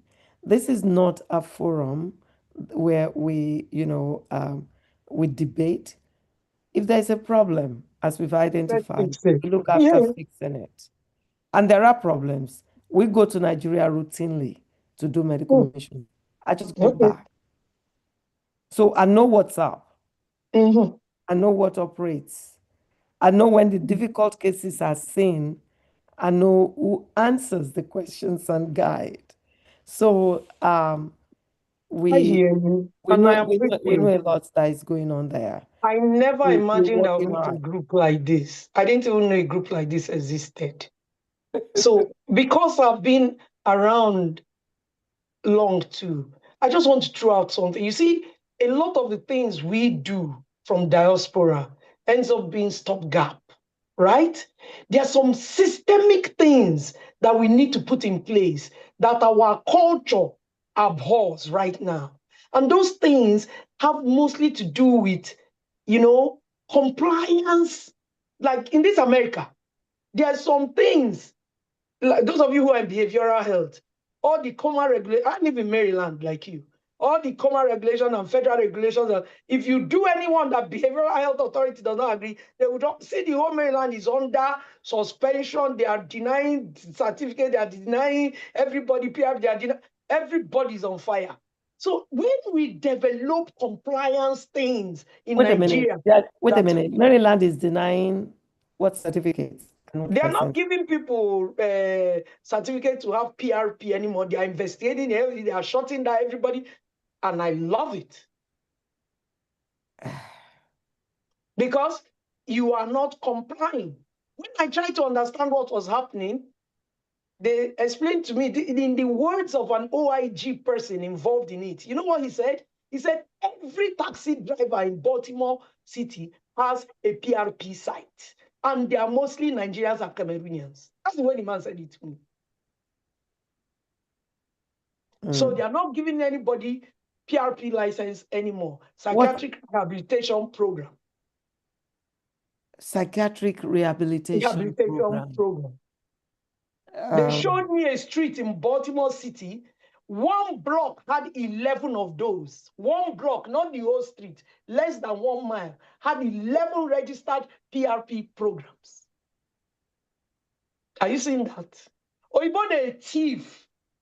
But when we come thief, we'll come thief and with the kind way, hey, as if thieving is going out of fashion. So they've clamped down. The point I'm trying to make here, we need to put in compliance regulations that are stringent and work. You know, they try to do it in Nigerian style. There's a group called Farmer Access in Nigeria, and I try to follow them. They are trying on the private sector. It's like USAID, but run by out of Amsterdam or Netherlands. Those people are making a huge difference. And I hope somebody like this group pays attention to them. I don't have a hookup with them or anything, but what they've done, trying to build compliance, at least in Lagos, I know they are in other states, but in Lagos, they turned Federal Medical Center, Butemeta, into something else. Those are the kind of things I'm talking about. Because no matter how many diaspora we go and do small in Jos, small in Kaduna, whenever I go into medical mission into Nigeria, which I haven't had the opportunity, I've gone all over the world. But Nigeria, anytime I have opportunity, I make them agree that we will use doctors in Nigeria. And I will start calling the experts from Kaduna. I say, please, we're going to mission in Asaba. We're going to mission. I need 2 of you to come. I'll call Professor Bwekwe in Benin. I'll say, please, bring one of your residents. We're going to mission here. Dr. Ugo, Right. Dr. Ugo, And my sister. all the staff we use this last mission and many missions before are Nigerian doctors. I use all the white people because I need those nurse anesthetics from America. Those people are magicians. We use Nigerian doctors. Nigerian anesthetists are fantastic too. When we come with teams from the US, we go to teaching institutions. That's what I do. And so they teach. I just said it, and you were upset about it. No. Because you said you've been doing those surgeries. You know how to do those surgeries. We train doctors. Hey God, Okay. Okay. No, don't worry. We train doctors when we take teams from here to go do that. But like for the mission we just did, because it's, I told you, I don't know if you were here from the beginning, everything we did, we actually used doctors on ground. Even the ophthalmologists who did the cataract surgeries, they are from the Rotary Club because they gave us mad discount, like 1/3 of what we had to pay for each eye. We paid 100,000 for each eye instead of 350,000 or something like that. Although there are some other extra costs. So we use doctors on ground. But again, like I said, we bring doctors to train sometimes, to train our doctors. When we see gaps, then we bring And I specialists support from here. that.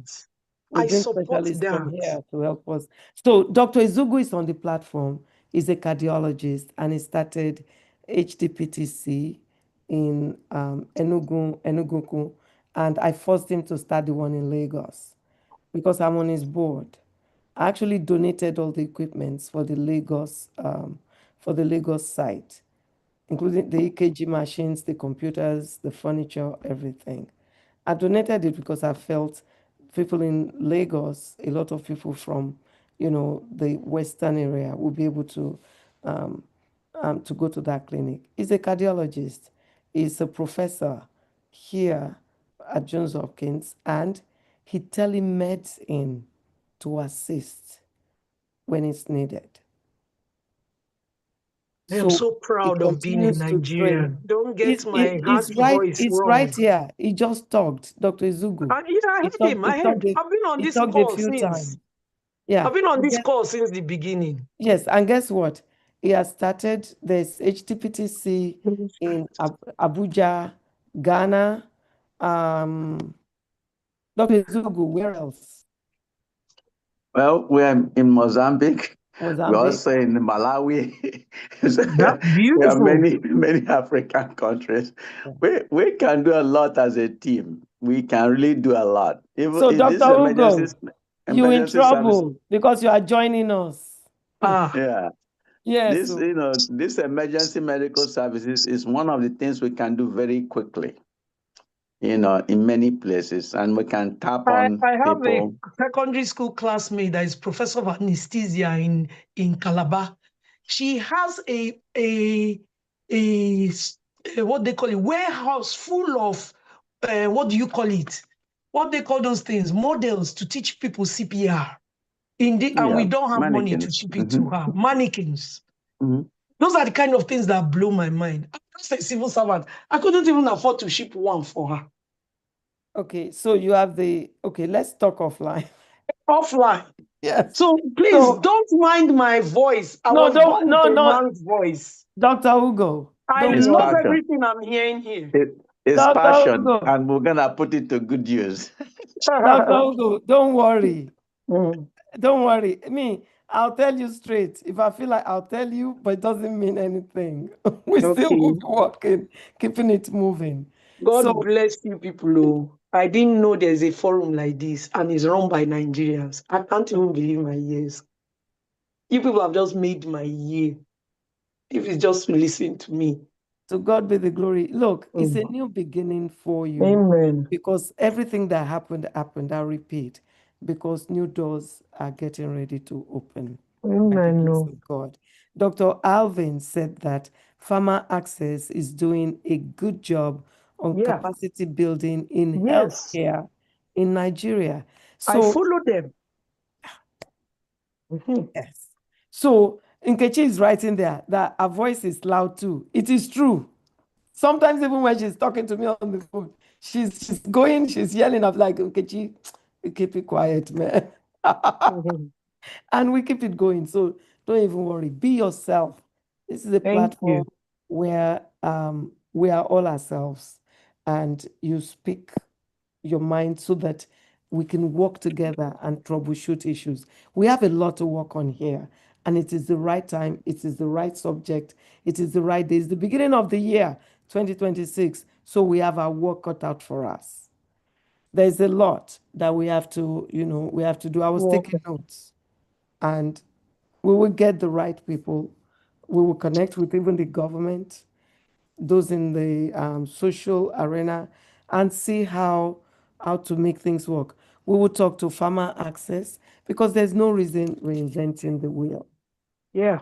We'll talk to farmer access and see what we can learn and even maybe collaborate in making some progress there. We'll see how to work this out.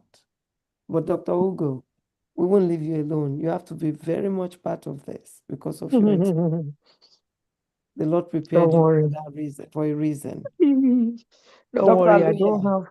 I don't have USAID work. Nobody is sending me to Angola again. You will see me. Exactly. Um, Thank you so much. Dr. Aluya, would you like to give us some closing remarks or should we do it?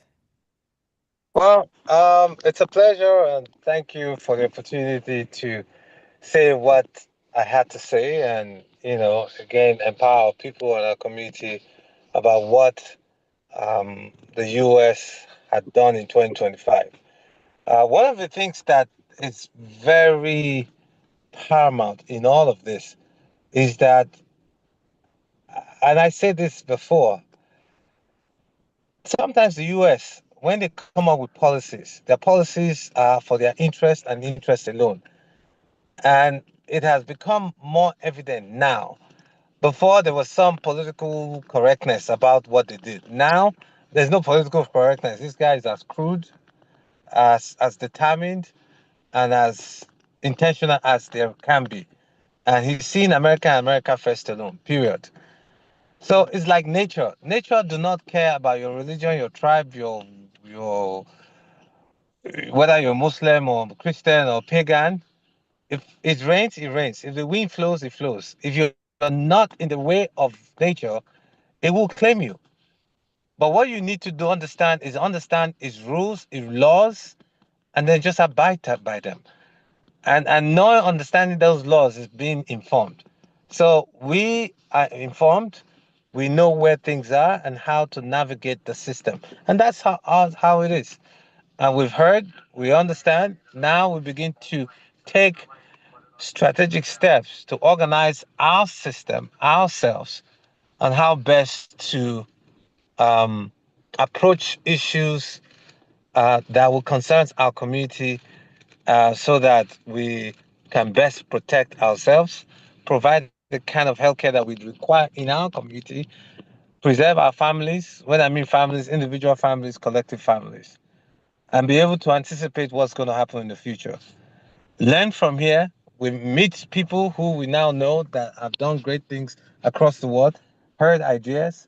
We now have to come down, form, maybe committees or something where, we'll discuss, reach out to organizations who are here, AMPA, NAPAC, NANA, whatever, because healthcare is for everybody. And we have those who engage the government and those who, like Dr. Zuga said, engage our what do you call it, social media entities, those in media and those in publicity, and our celebrities, um, so that we can put things together and begin to tangibly, create programs that eventually will lead to systemic changes and policy changes, because that's how even this country began. I talked about how 911 started. There was nothing before. Something happened, then it is. So hopefully, Anthony Joshua's event will lead as an impetus to greater things. And hopefully, it never happens again to somebody like him. And not just him, but anybody who is one of us or even around anywhere. So that 10 years, 20 years from now, we can sit back and say, you know what, we had this meeting and today we were successful. This is the outcome. From growing pains, we've come to policy change. Thank you. God bless you. Thank you, Dr. O. And thank you Thank for you everybody's so much. contribution. God bless you. Thank you. God bless you. Thank you so much. We appreciate you always. And thank you for always being real. And Dr. Ugo, you saw how Dr. Luya tempered his closing statement. But when he was talking, he was very, very, animated and Because that's the way it talks. It's not fighting you. So we get you. Okay, Dr. Ugo. Are you there? Yes, I don't know Yeah. if my thing is open. Okay, great. So you're good. And welcome to Medical Mondays with Dr. O. You are now family. And we will connect, and work on all those things that Dr. Aluya just summarized and see how we make the country better. Thank you. If you can hear